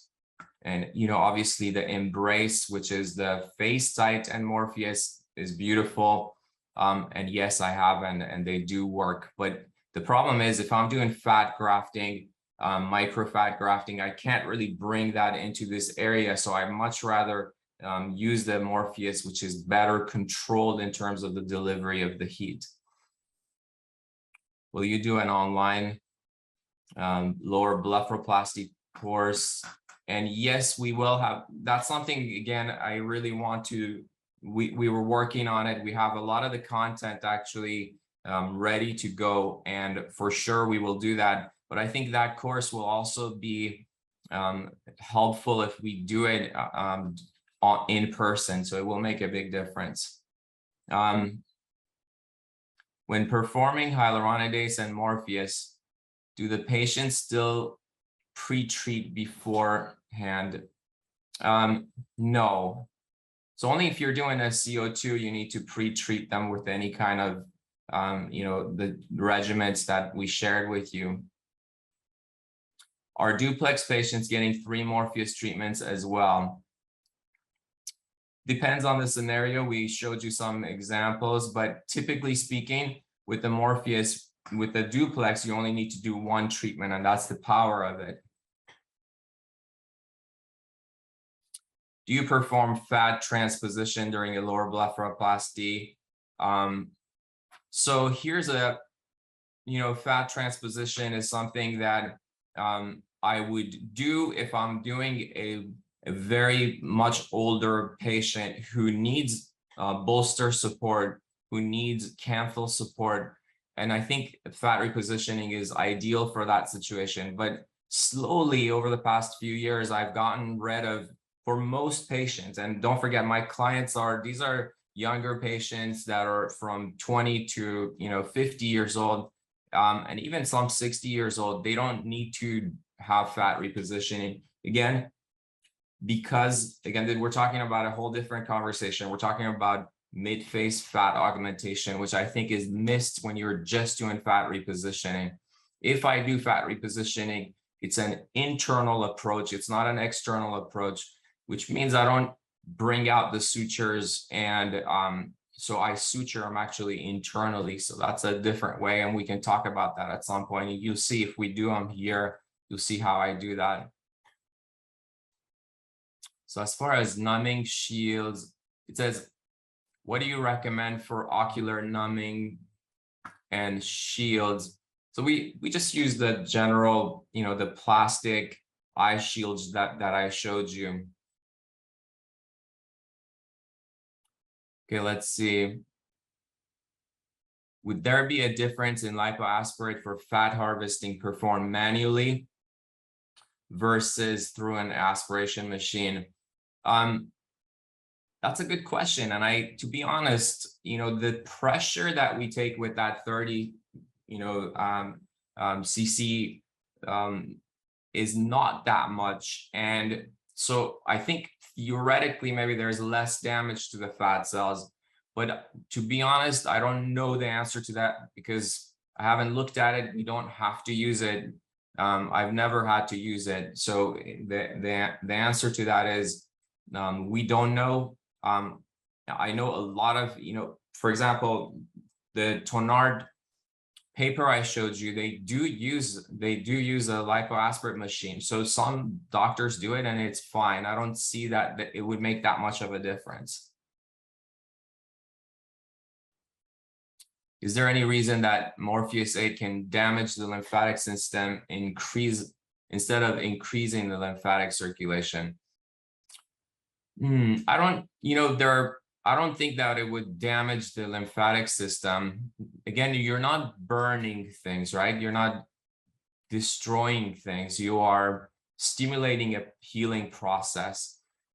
So that's really the key. That I don't see that as damaging. And again, I showed you that study that was done that showed increased perfusion after the ICG study, increase in perfusion after Morpheus treatment.